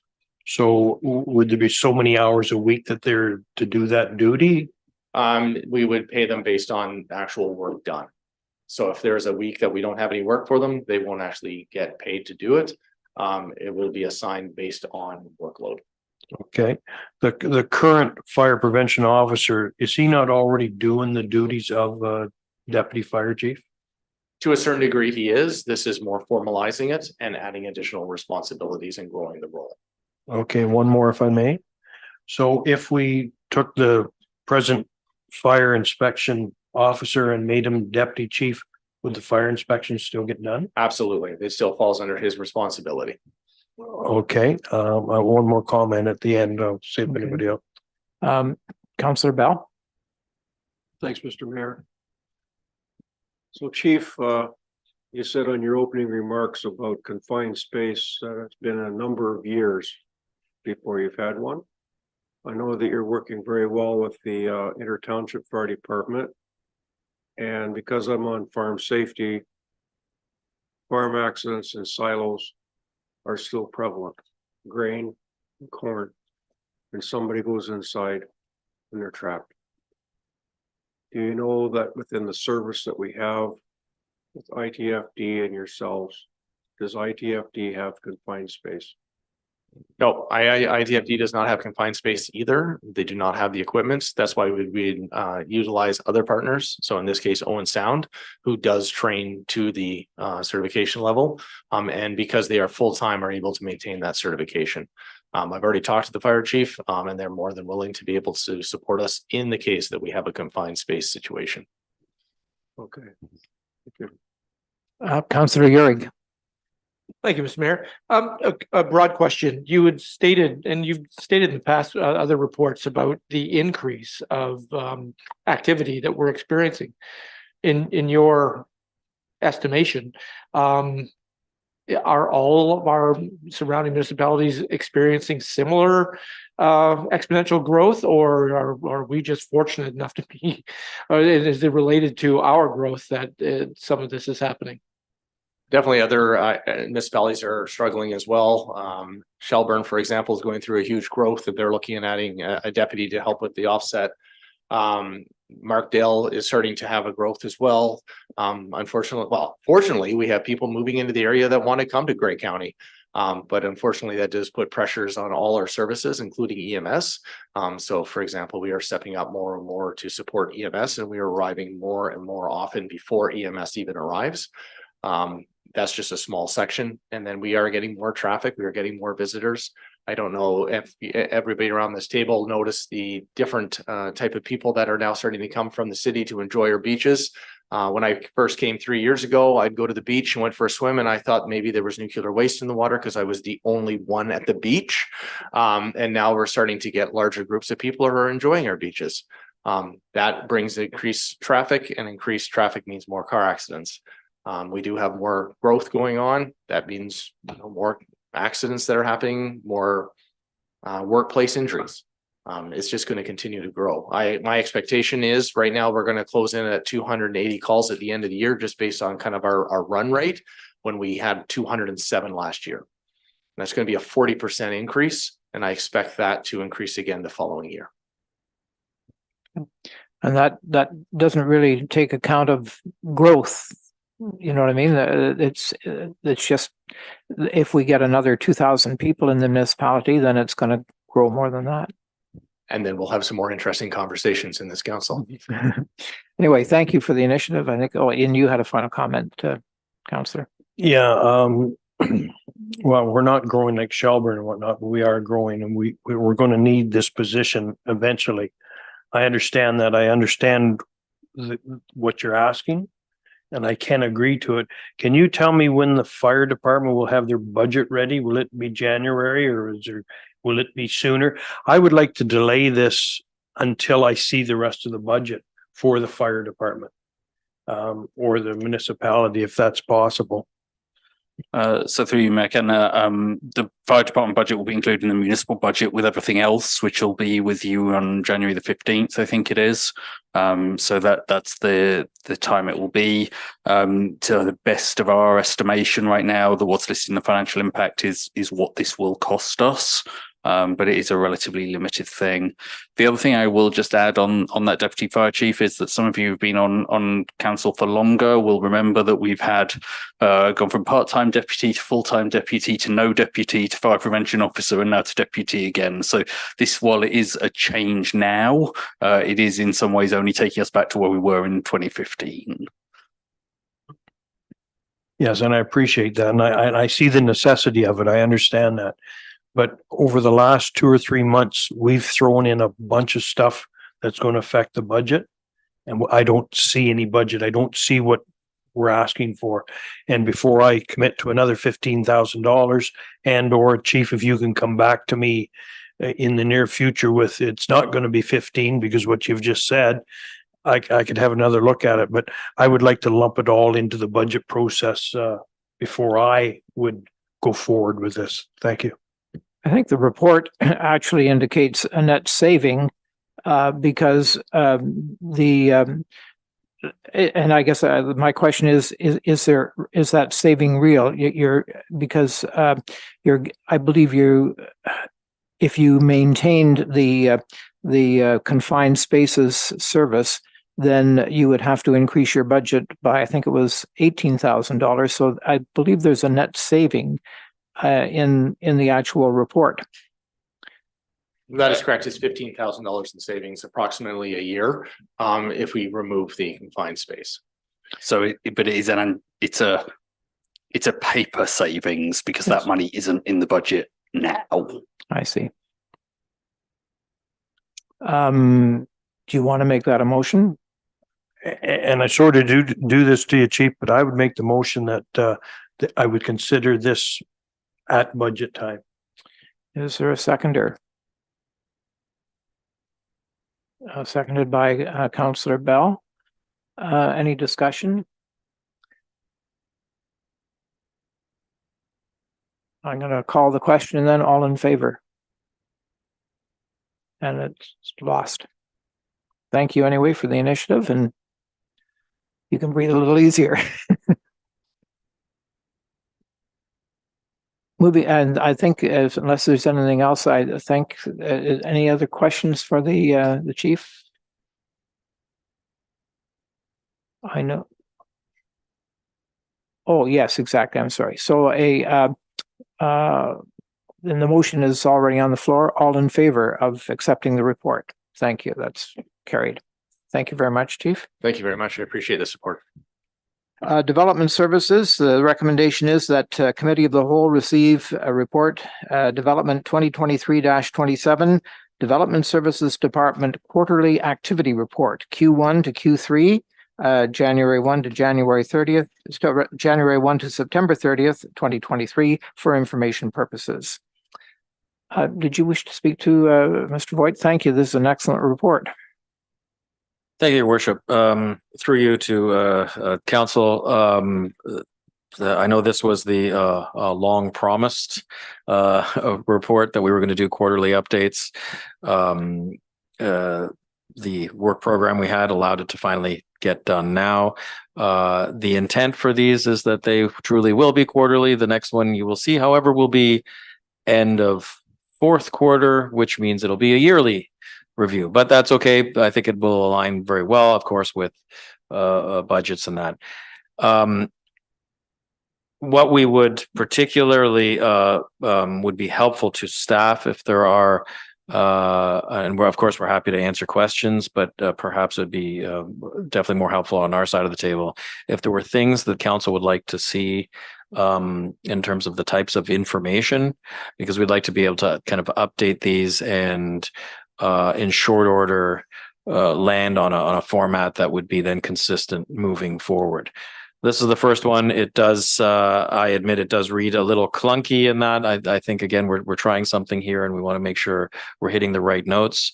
So there will be pieces of information that may be missing or they get presented a different way. I will note, for example, and this will be at the year end and then moving forward under the building division's activity, we'll be highlighting more the type of construction that's happening.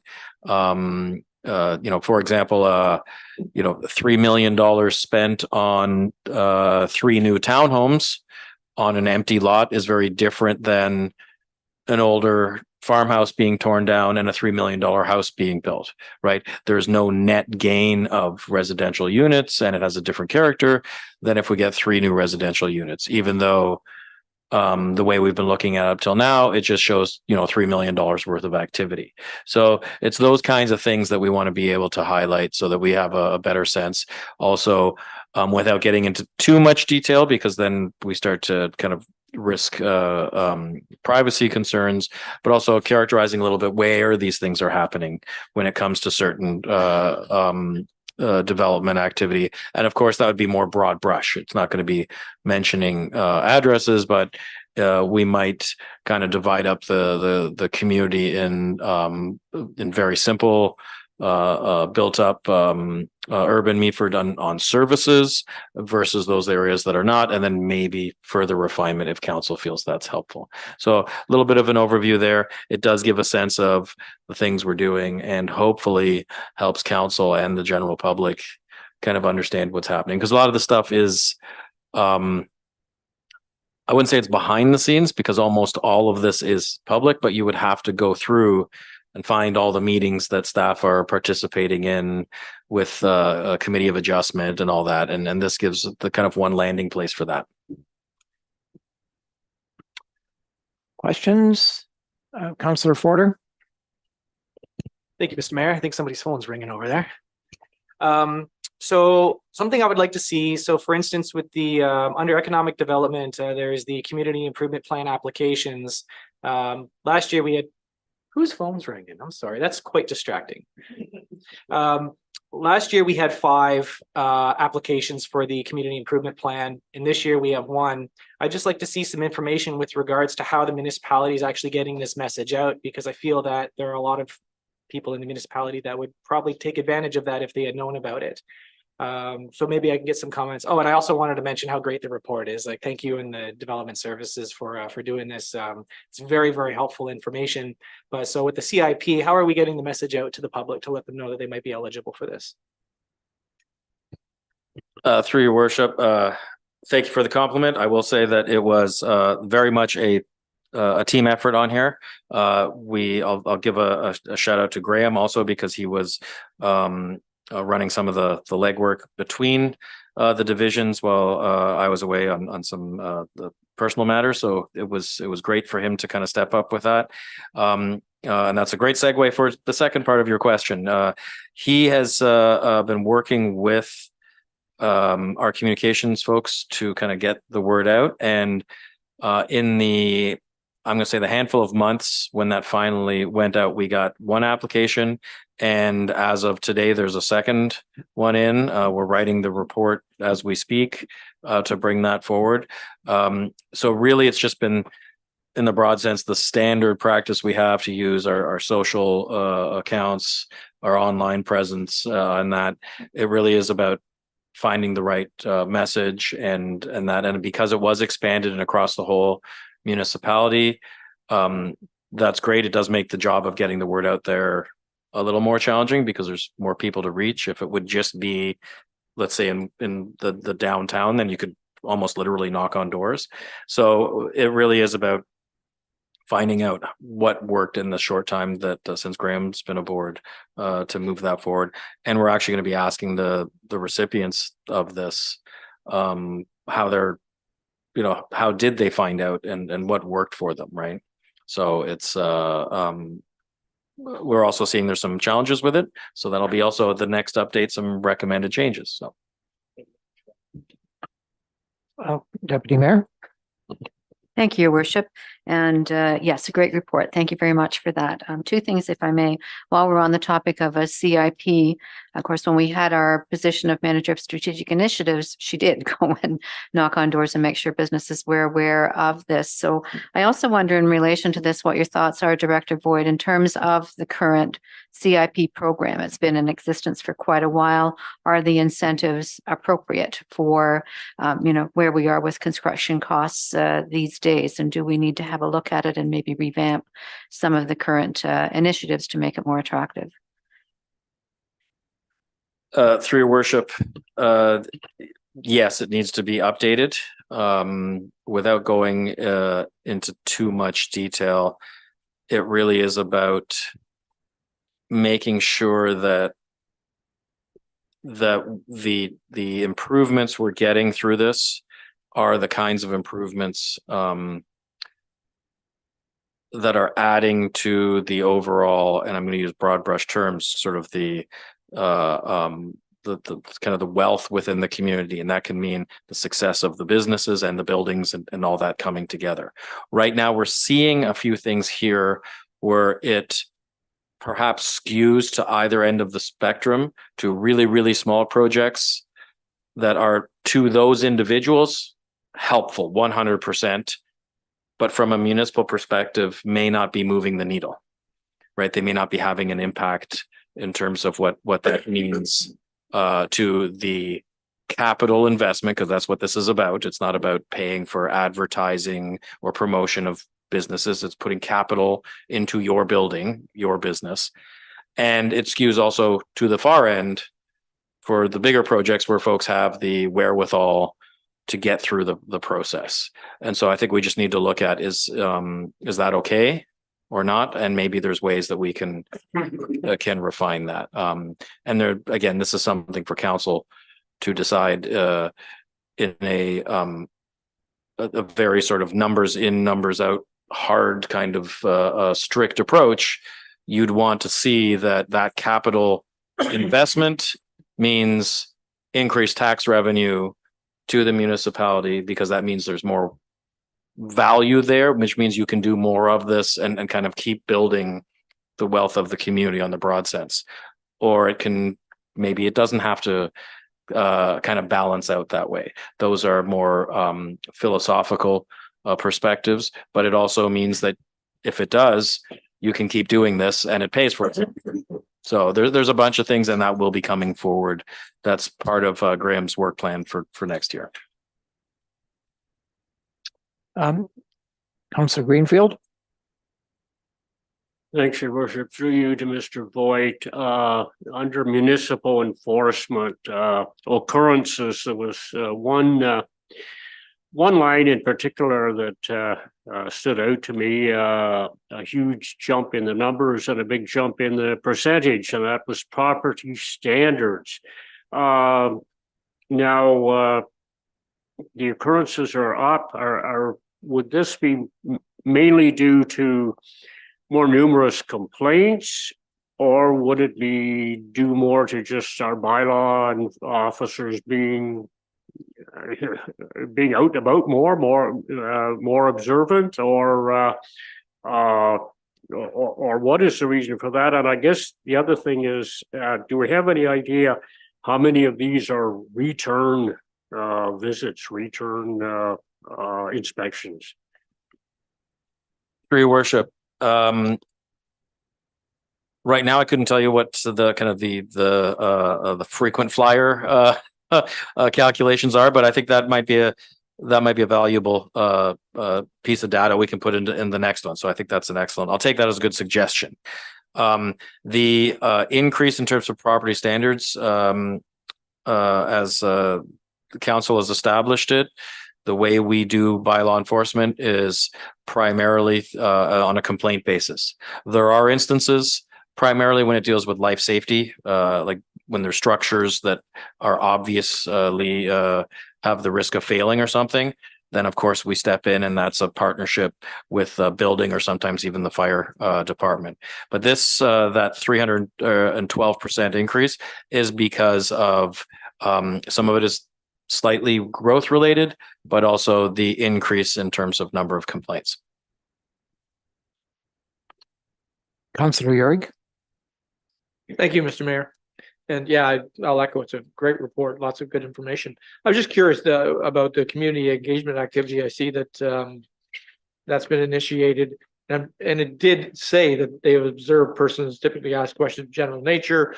Just wondering, has there been much uptake in this? Has there been much, or is this another thing that, again, Graham's going to kind of push out to make more awareness available of this?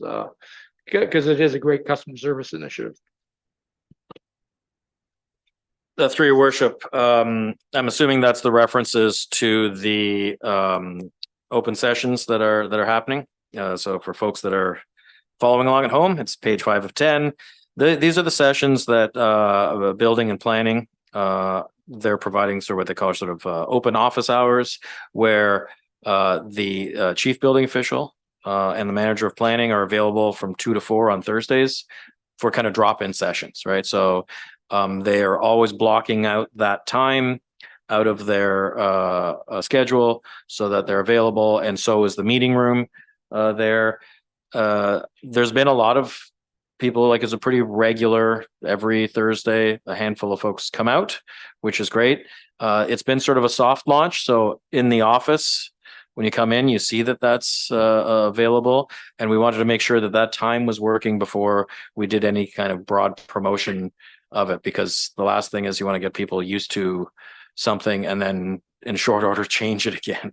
So it does seem to be working quite well. And it's a nice combination of people with no applications and people with applications that they're working on to get some, an extra little bit of face-to-face time to kind of iron out some details. Seeing no, go ahead, Deputy Mayor. Thank you, Your Worship, for allowing me a second question. And again, the report is really excellent and I appreciate it. But I think one thing I was hoping for in this report, and I know there's information on the website, but was an actual update on the particular projects that are ongoing in the municipality at this point in time, because particularly now that council doesn't see those site plans, we lose a little bit of touch, so to speak, with some of the developments that are out there. So I wondered if it would be possible in the next report to see some specifics of each development that's underway and just where it's at in the process. Through Your Worship, great minds think alike. That's it was one of the things when we were kind of finalizing this. Staff had noted that that kind of makes sense to have a kind of a separate chart that says, okay, here's the applications. And again, once this becomes quarterly, it then starts to make more sense, right? Because let's say there's 10 active applications, another quarter passes and you see, oh, there's 2 new ones, 3 have been completed, and the other ones are at whatever stage of the process. And as each quarter passes, you can start to see things move through and which ones perhaps are finding some challenges or that. And that's a really good time frame for council to have kind of a sense of how things are moving, because they don't, they can't move much faster than that. And if we wait too long, I think as Deputy Mayor has noted, then it's hard to know where things are at. So that will definitely be in there. Any other questions? Bring the motion to a vote. All in favor? And that is carried. Thank you very much. Next is the recommendation that Committee of the Whole recommend Council of the Municipality of Meaford enact a bylaw to authorize a consent agreement pertaining to lots 50 and 55 to 59, Plan 549 in the geographic township of Sydenham, now in the municipality of Meaford. And I need a mover and seconder to put that on the table. Moved by Councillor Forder, seconded by the Deputy Mayor. And Meredith, are you speaking to this today? Thank you.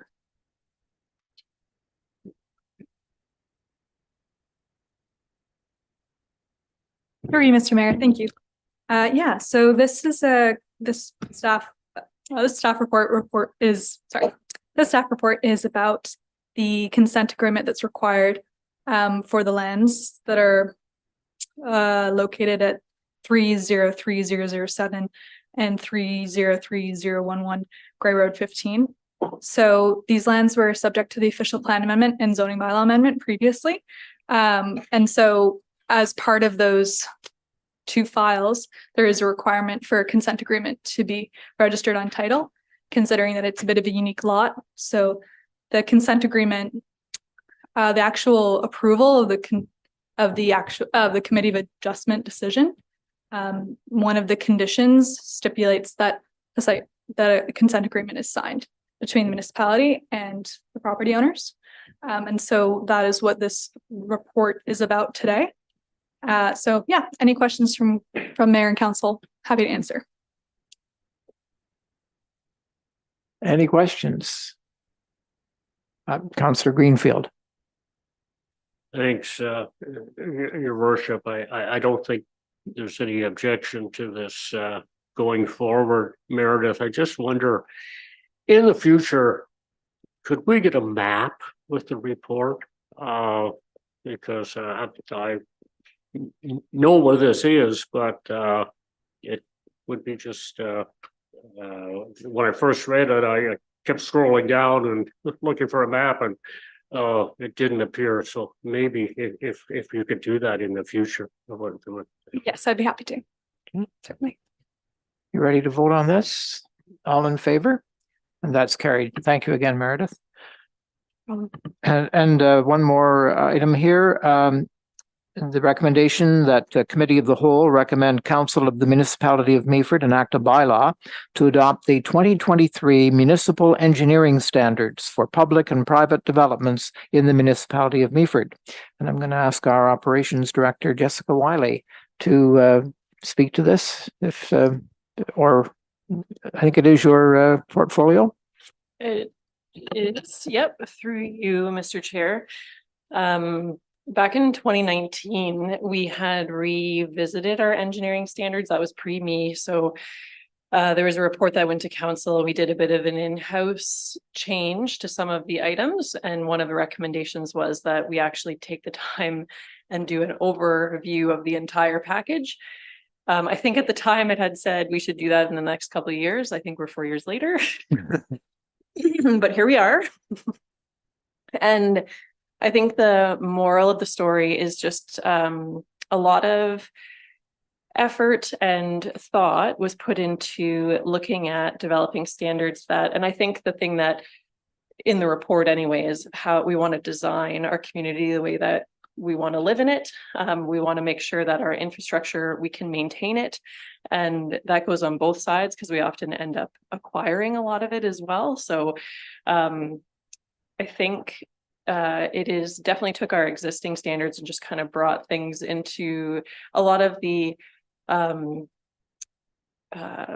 general way that things are done or engineered or products that are used have changed. So like a lot of those things we were able to update that as well and remove specifications that are just for Meaford and make them the more provincial standard. And that way, as those change, so do therefore our standards. And we don't have to go through this again for just to make those types of small industry changes as time goes on. So I think there's a lot of progression in the document as well. I feel like some of the things I think make us a fairly progressive step for us.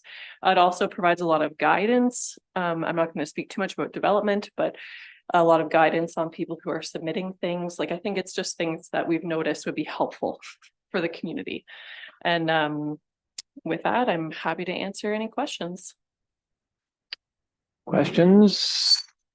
Deputy Mayor? Thank you, Worship and Jess. I really appreciate this report. It's a lot of depth of detail in here, a huge amount of work for you. I did have a question though. On page 24, it states that municipal roads will be designed to operate at a speed of 40 kilometers per hour. And I'm wondering then, will we then be discussing from the Transportation Master Plan that the recommendation of taking our urban speed limit down to 40 kilometers an hour? So through you, Mr. Chair, I think those two things are different and the same, if that makes sense. I'll use a Mattism. I think the point of the slow roads design is that when you start designing larger platforms, people generally start to drive faster. And that also comes with more maintenance from both a snow plowing all the way to cold patching. So in a way, there's synergies behind two things that we're trying to achieve. One is to lower our costs with our infrastructure, but also two is once you're designing a lesser speed road, it allows you to incorporate more speed limiting items. So I don't want to say chicanes and everyone goes off thinking that's the ticket, but like it allows for the design to include things like maybe a raised crosswalk, or maybe we're bumping out curbs so that it takes away from people just seeing a straight shot and driving as fast as they possibly can. But as soon as we start designing them for the higher speeds, it's really just a wide open platform, which kind of takes away from our ability to use those types of speed limiting items. With that said, I think the Transportation Master Plan was fully incorporated into this. And if we want to limit, like the design speed and the posted speed are two very different things. So if we want to post the speed lesser as per the Transportation Master Plan, I still think that's an option. But then when we're moving forward with how we're designing the roads, we'll have less of those issues, hopefully, because the design incorporates ways to make people slow down. Does that make sense? I feel like maybe not so much based on your expression, so I apologize. Yes, go ahead, Mr. Boyd. Tried.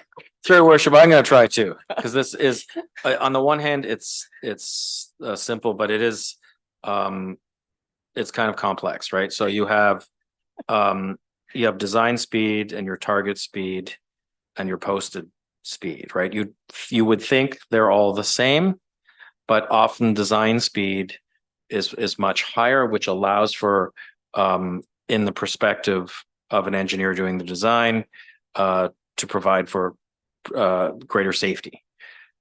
You can, of course, limit your speed through signage. As we know in practice and also in our daily lives, signs are about as least effective as you can get in terms of limiting speed right next to enforcement. The physical environment is what helps the most with that. And you just need to think about what it's like when you're driving through a parking lot. There's things to bump into, you drive more carefully. If your roads are designed to be more narrow and all the things that Jessica just said, then that's different than just your posting speed. It doesn't mean that all of a sudden every street in the municipality is going to have traffic calming it on it from beginning to end. This is about new developments and when we redo things. So it allows us to align with what our goals are in terms of keeping it safe, and in oversimplified terms, to not over design certain aspects of our infrastructure. Probably didn't make it any clearer. Like but a combo. yes. Yeah, it's essentially, yes. Other questions? I have one, if I may. I'm just curious as to when slow speed design might actually affect the design of Syke Street. Like Syke Street is, we're looking for some rehabilitation of Syke Street going forward, and I'm wondering at what point we might, design such things in. And I'll give you two examples: Wyerton and Arthur, two communities where you see this kind of design on the main street, and not only does it slow traffic, but it also makes the sidewalks much more walkable. And the town appeared that you're instead of making it a freeway, you're making it a destination, and that's what I think our goal should be in downtown Meaford. Where would that? I'm sorry, you're going to answer that. Thank through you. worship, I can take it because I think it's more of like a project perspective on it. Yes, is that I don't think we would plan to do the work unless the infrastructure needs to be replaced. So when that infrastructure gets to a point where it needs to be replaced, that's when we would look at implementing these standards on our main street. If council decided to do them beforehand, we could look at doing that, but that would impact our capital plan, because obviously it wouldn't be included in that plan until that work is needed. yeah. I thought there were parts of Syke Street that we were applying, for assistance on. So we are, but right now it would only be micro resurfacing on those roads, and so that probably wouldn't include this work. It's not like So yeah, so just to provide a little bit more information, I understand where you're coming from now. That work is just resurfacing, and so there will still be asphalt in all of those locations that currently exist. The treatment will only be going on top of the existing asphalt that's there. Some we'll be grinding a layer off and then placing a new layer on top, but the base of the asphalt will still remain. And so we wouldn't be implementing a new design for the roadway until we do a full reconstruction of that area. Thank you. Very helpful. Any other questions? All in favor of this report? Thank you. Updates from members of appointed to county council, committees and local boards. The deputy mayor, I'm sure you have a report on our latest council meeting and on sound. I do, your worship. Thank you. Yes, county council did meet last Thursday. It began with a wonderful moment. Ray Robertson, a resident of Markdale, was again honored for being recently inducted into the Canadian Agricultural Hall of Fame. Among many other efforts, Ray is responsible for bringing Canadian hay to the world stage. Hay is sold internationally thanks to Ray. Ray is also a founding director of the Canadian Grassland and Forage Association. It was quite special, and many of Ray's accomplishments were listed, but I can't get into them all today. The consent agenda included a report regarding development charges and changes to the ability to collect DCs. Overall, when comparing January 1 to September 30th, the county has received 44% less in development charges revenue in 2023 compared to 22, excluding the new non-residential development portion. This decrease in revenue is attributed to a decrease in units constructed, as well as the removal of social housing as an eligible service through Bill 23. The removal of this service has resulted in $409,879 in lost revenue that could not be collected from January to September of 23. The decreased development charges revenue is not unexpected, as we have seen an increase in the cost of construction and interest rates, which have both slowed development. Staff will continue to monitor the revenue received for the remainder of 23 and the impact it will have on development charges reserves. Based on the forecasted reserve and estimated eligible expenditures, staff anticipate that the total balance of the DC reserve is okay for now. Development charges are intended to pay for the initial round of capital costs needed to service any given development project over an identified planning period. The county charge for a single dwelling unit is $8,968. For a semi or multiple, $6,428, and for an apartment, $5,157. Council received an update on the Provincial Offences Court. Grey County manages the court for both Grey and Bruce counties. Administration includes processing tickets, court scheduling, and court operations, and so on. A lack of justices of the peace is limiting court time available in Grey and Bruce counties. Processes have been updated to adapt to these changes and other user preferences. Virtual options are now available as an example. Council discussed the minutes of the November 14th Community Services Committee, which Mayor Kentner sits on.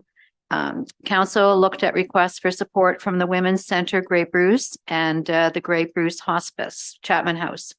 Council voted to support $26,000 in funding for the Women's Centre in 23.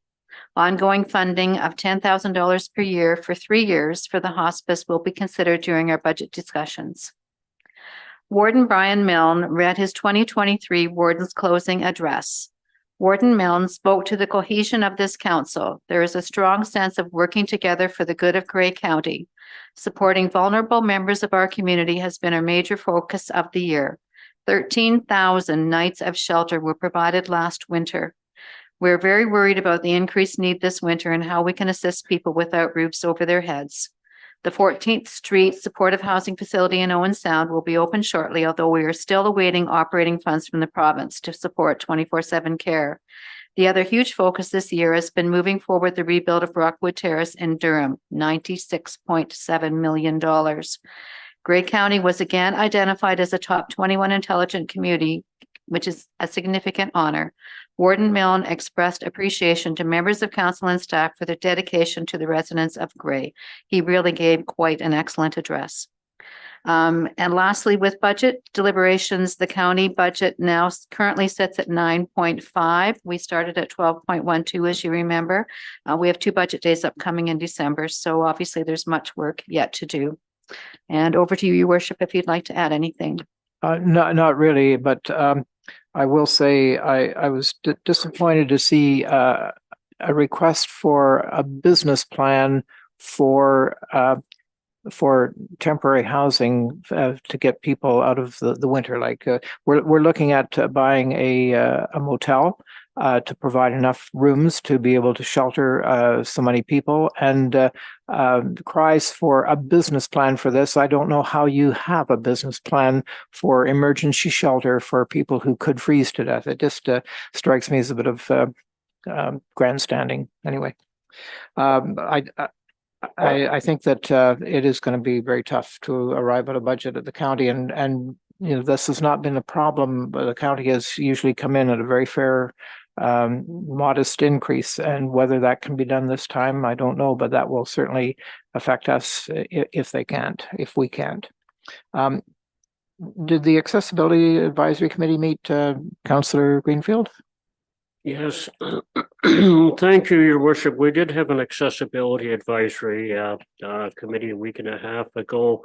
We had a presentation from a gentleman named Michael McHale. He has started a program called Offset 360. And his goal is to ensure equal opportunities in the job market for all, opportunities for youth, minorities, those folks with disabilities, whether they be physical or mental. And interestingly enough, he suggested there were still some discrepancies when it came to women finding employment in the job market. And I thought that had been eliminated, but apparently it's still out there in places.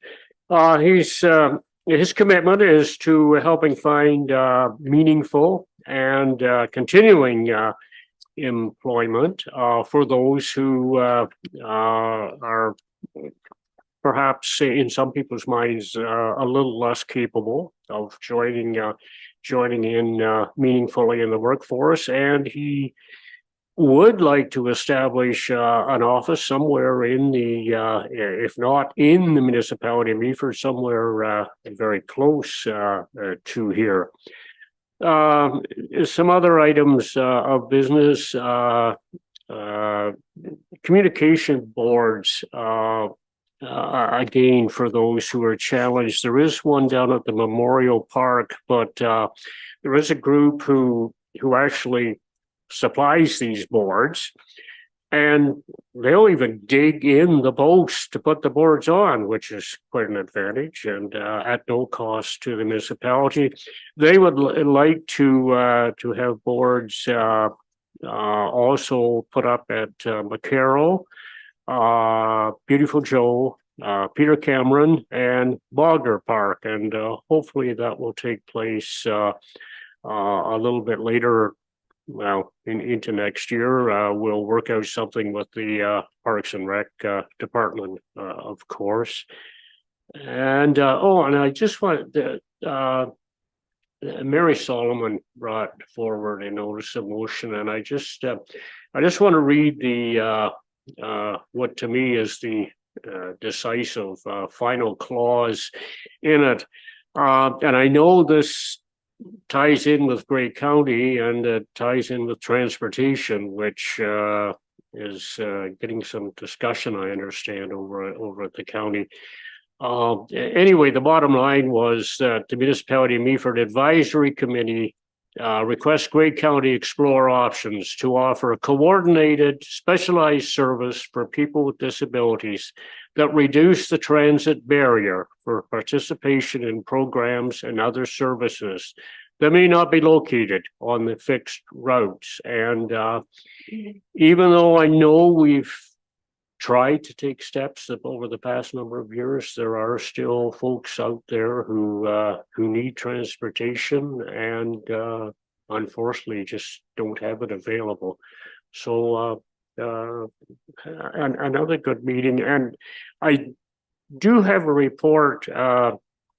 It's not a municipal committee, but it is the Drinking Water Source Protection Committee, Your Worship, which I'm happy to sit on, and I can just run by the highlights. Please do. If you do. Yeah, we meet over at Grey Sauble, a great contingent of very learned people. I have to admit, I sit in awe because there are engineers and water experts, environmental experts, great bunch of folks on that committee. I have, let's see, I think something like 14 members on a committee. Not sure if Mr. Smith would go for one that size or not. There was an interesting letter from the Quinte Soar Protection Committee down in Prince Edward County, and I guess I haven't been there for a few years, but I guess Prince Edward County has just exploded as far as recreation and vacation potential is concerned. And there are a lot of small water projects down there, some under municipal standards, some not. And there's quite concern down there that these projects need inspections. They need to be checked out, and the Quinte committee is asking the province, basically saying, "Hey, back when this all started, Justice O'Connor promised us funds for drinking water source protection, and we certainly hope that you will come through for us, and that we can get everything protected." Some well updates in our area.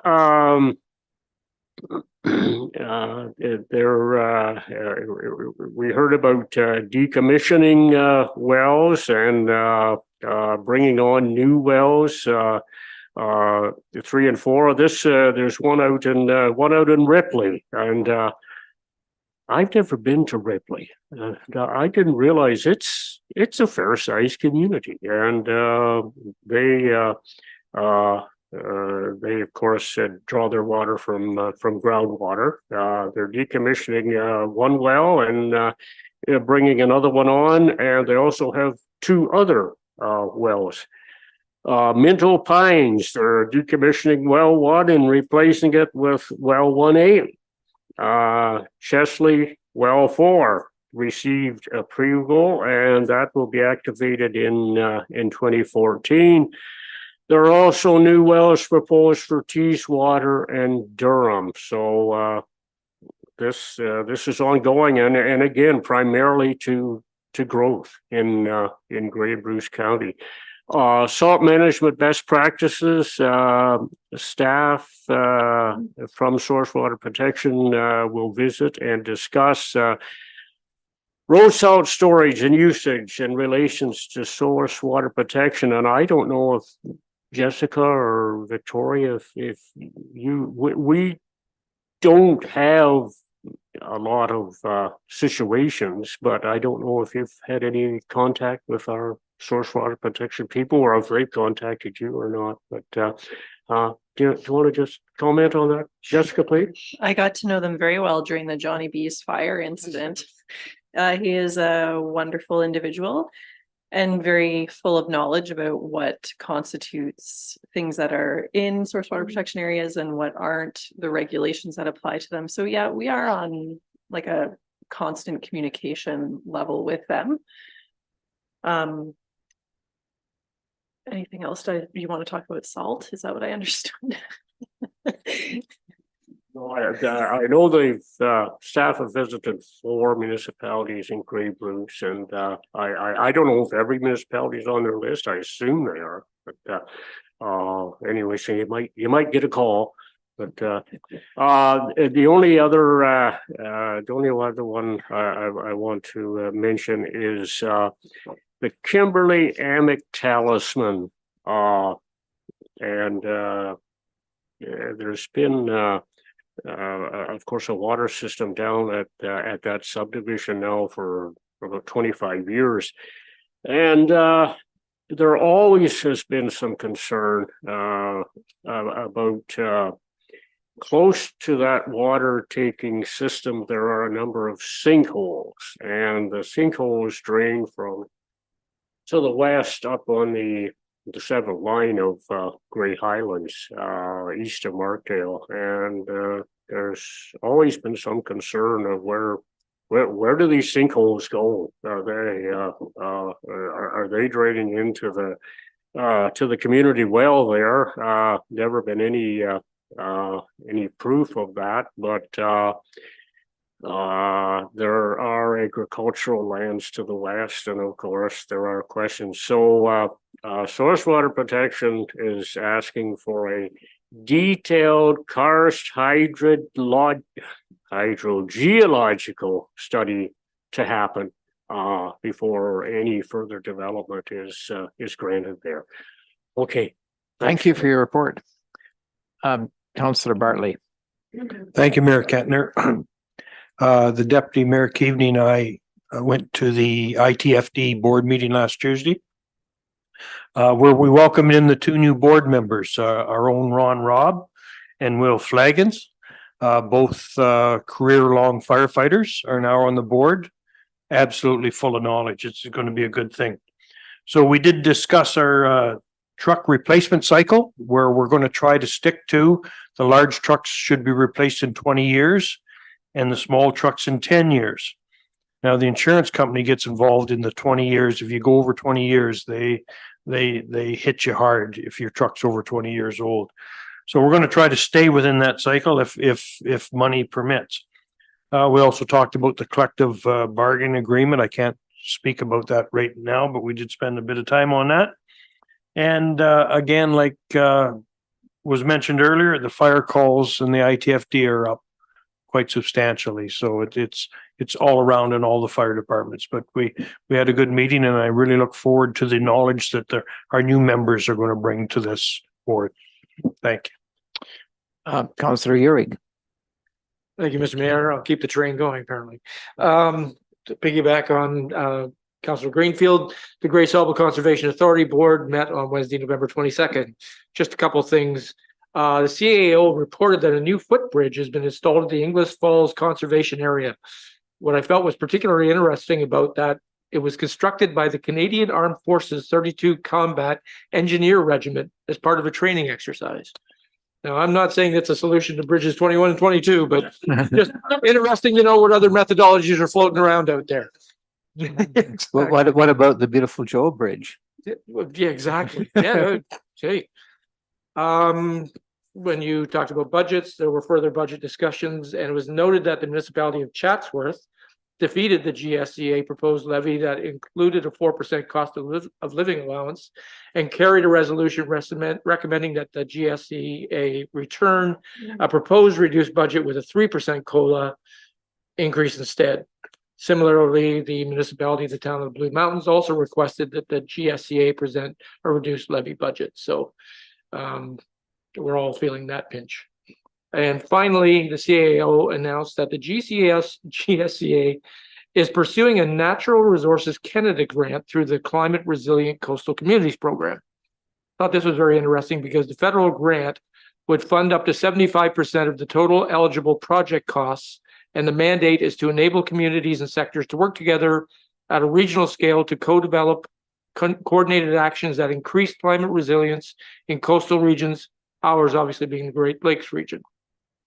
It would foster collaborative planning to address complex climate change risks such as sea level rise, coastal erosion, and extreme events. It would provide more efficient alignment of resources and short and long-term actions, enable innovative solutions, and reduce risk, of maladaptation of shifting risks to others. So the CAO reported that this initiative would extend from Nottawasaga to Wyerton and cover 11 municipalities and 2 counties. If successful, he estimates it would result in $600,000 of grant money that would be allocated against a low-end commitment from the other bodies of approximately $150,000 over 3 years. That total within each individual municipality then would probably only be about $15,000 if that came to fruition. The GSCA already has or will be contacting each municipal staff requesting a letter of support to pursue the same. I think that's all of the committee reports. So we need a motion to move out of committee of the whole at 3:37 p.m. Moved by Councillor Greenfield, seconded by Councillor Bartley. So now into notice of motions, and I have one. I'm just going to get that 3:35. All in favor? Yes, I'm sorry, and that's carried. So I have a notice of motion. I have to find it. Following Mike Petker's public question earlier today, I'd like to give notice of a motion to accept the generous donation of maritime artifacts in honor of Bruce Shepherd.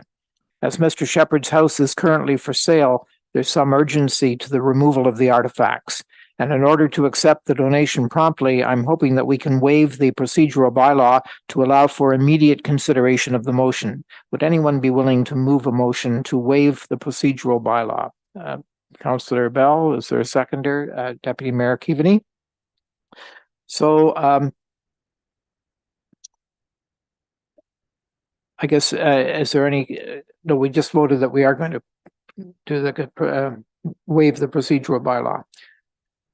Yeah, I just need to tell you what the proposed motion is. Sorry. So we just need to either debate if everybody's happy to waive the bylaw and vote in favour of it if Thank you. needs be. Okay. Any objection?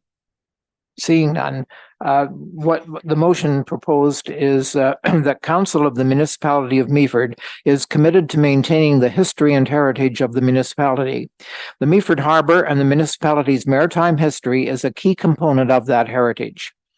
And the council has received a letter from Scott Shepherd offering a donation of maritime artifacts in honor of Bruce Shepherd, including large pieces currently displayed outside his former home. Therefore, be it resolved that Council of the Municipality of Meaford hereby accept the donation of the maritime artifacts in honor of Bruce Shepherd with grateful thanks for his contribution to the community. The council directs staff to arrange for the removal and storage of the artifacts in question until such time as a public display can be mounted, and that staff be further directed to develop a plan for the display of the large artifacts at Meaford Harbour, and that the plan be brought forward to council for their information prior to installation. Is anyone willing to move that and second that motion to get it on the table? Councillor Uhrig and Councillor Bell. Thank you. Any debate on that? Councillor Greenfield? Thanks, Your Worship. And I'm certainly in favor of this. I heartily applaud Captain Shepherd and his amazing efforts that he has contributed to our municipality, especially the downtown, especially the museum. Bruce was he never quit. He never ended. He just kept going. He did so much for the museum. I've only done a couple of drive-bys the property, but most of these articles, if not all, are very well anchored in concrete slabs. And I just want to advise council, yes, this would be great, but there's going to be a cost involved in this, and it's going to be a considerable cost. I know our bucket truck isn't going to reach over and pick up some of these articles. We're going to have something heavy. They're going to be have to be planted again in concrete at the harbor. I want this. I think it's great, but this is going to come at a cost. And we all know already we're going to be going into 2024 with nothing but cost increases. And I'm hesitant right now to vote in favor of this. Is it possible that staff could we put this aside for a couple of weeks and have staff come back with some kind of an estimate? Because it's not going to make our budget go down for next year. I think the reason for this motion is that the sense of urgency, if these artifacts are to be preserved, they have to be moved in the very near future because the house is for sale, and it will not. Let's put it another way: it will not sell easily unless these are removed and stored for the time being. So I don't think we I think have to take a leap of faith here and believe that we can do this and move forward. We may not be able to mount the display in the immediate future, but at least we can get these artifacts in a safe place and under our control. So that's my input on this, and I welcome any other speakers. Deputy Mayor. Thank you, Your Worship, and I really support this initiative, and we have no idea, I'm sure, what the cost might be, but I'm hopeful that perhaps it could be drawn, assuming these are, because they are all artifacts from the Great Lakes, whether they could go to our harbor and the cost could come out of a harbor reserve so that it wouldn't have to hit our budget too hard. Did you wish to comment on that, Mr. Smith? Many things are possible. I don't have a good answer right now. I'm just pulling up some numbers. There is some money, but not a lot of money in the Harbour Reserve as of the end of 2022. But of course, we are internally debt funding Dock D replacement this year, so that may well take up some of that. Similarly, there is a small amount, but not a lot, in the Museum Artifacts and Collection Reserve.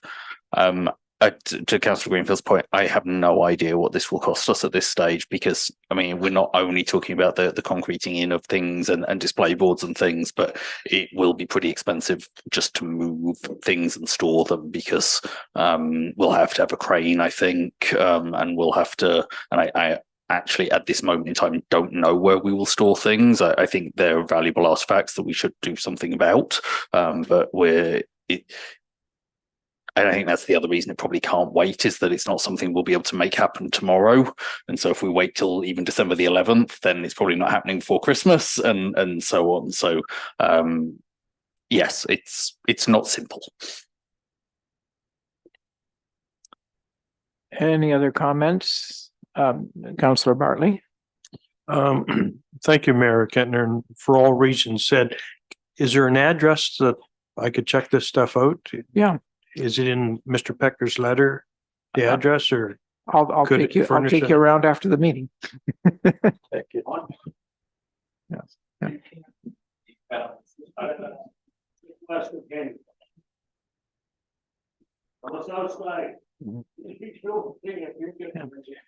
One thing we might think about, if anyone has appropriate storage space that we could recommend to our acting CAO. If anyone has some ideas or can check out some possibilities. I don't think there's a shortage of storage space in the region, but it's a matter of something that's convenient. I think one of the things that I take heart in is the fact that there's no, except for perhaps a crane, there's no cost outlay. We have people, we have equipment, we should be able to handle this. It's just that on the long term, there will be costs, of course. Go ahead, Councillor. Thanks, Your Worship. I just wanted to say that in honor and memory of Captain Shepherd, I'd really like this to be done. And I'm not sure if all council members, and I'm sure a lot of our public are not aware, that back on November 10th, 1976, Captain Shepherd's boat was about 4 hours ahead of the Edmonds Fitzgerald.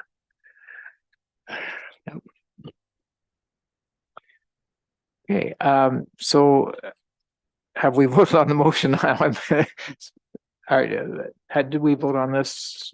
So yes, because you broke the procedural bylaw, you now have a mover and a seconder for the motion, so you need to vote on it as a whole. So all in favor? Thank you, it's unanimous. I appreciate that. And I think we are pretty close to the end of our agenda here. Pardon? Oh, yes, we do have another notice of motion, and we do have another few things to do for sure. And I'm going to call on you now, Councillor Uhrig, to sorry, Mr. Mayor, if I could just interrupt. Before we get to Councillor Uhrig's motion, I think there may be some other notices of motion for next time. Are there? So, okay, I beg your pardon. Thank you, Your Worship.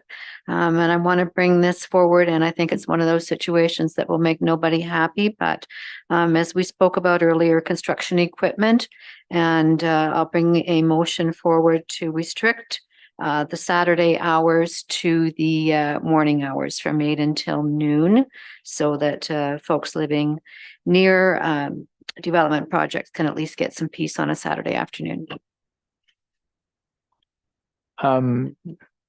Comment, Through your worship, I was just hoping to clarify, would this apply to municipal projects? We do on occasion work on Saturdays. We try to restrict it. However, when necessary, we do work on those days, and those times do apply to our projects.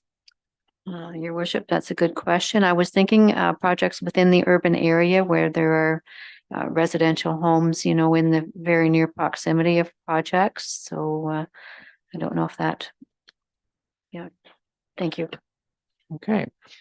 Any other notices of motion? Okay,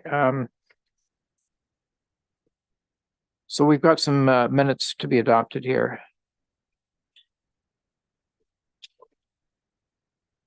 Okay, sorry.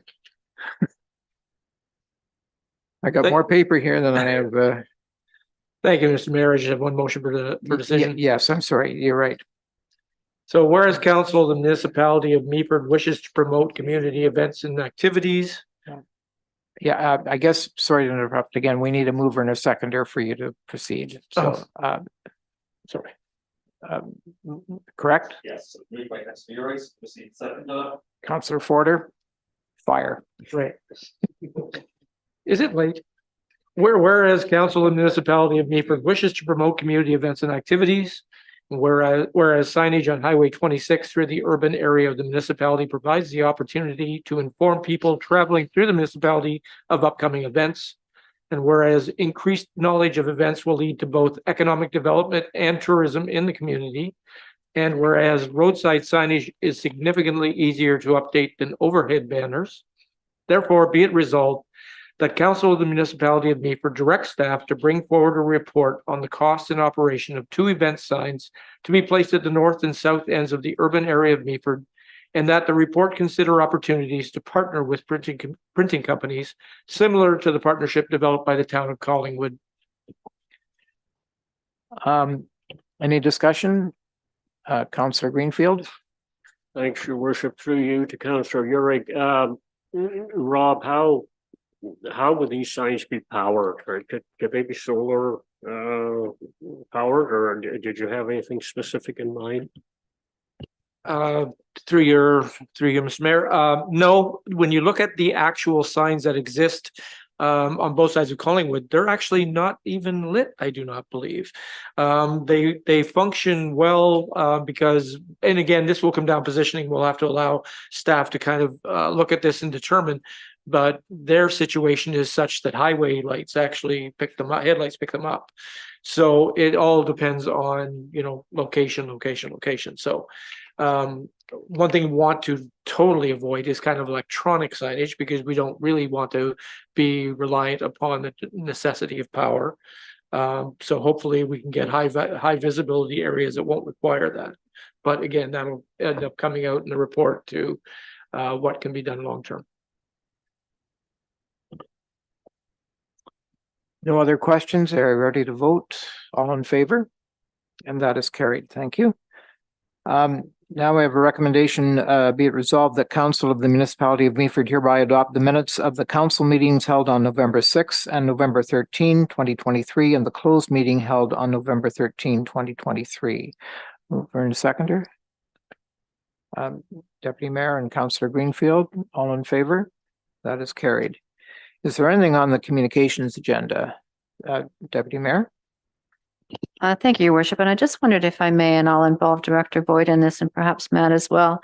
Council has received many letters and emails in relation to STRs. And I believe there's a misconception in the public that people feel that council are attempting to ban STRs, that we want to shut them down.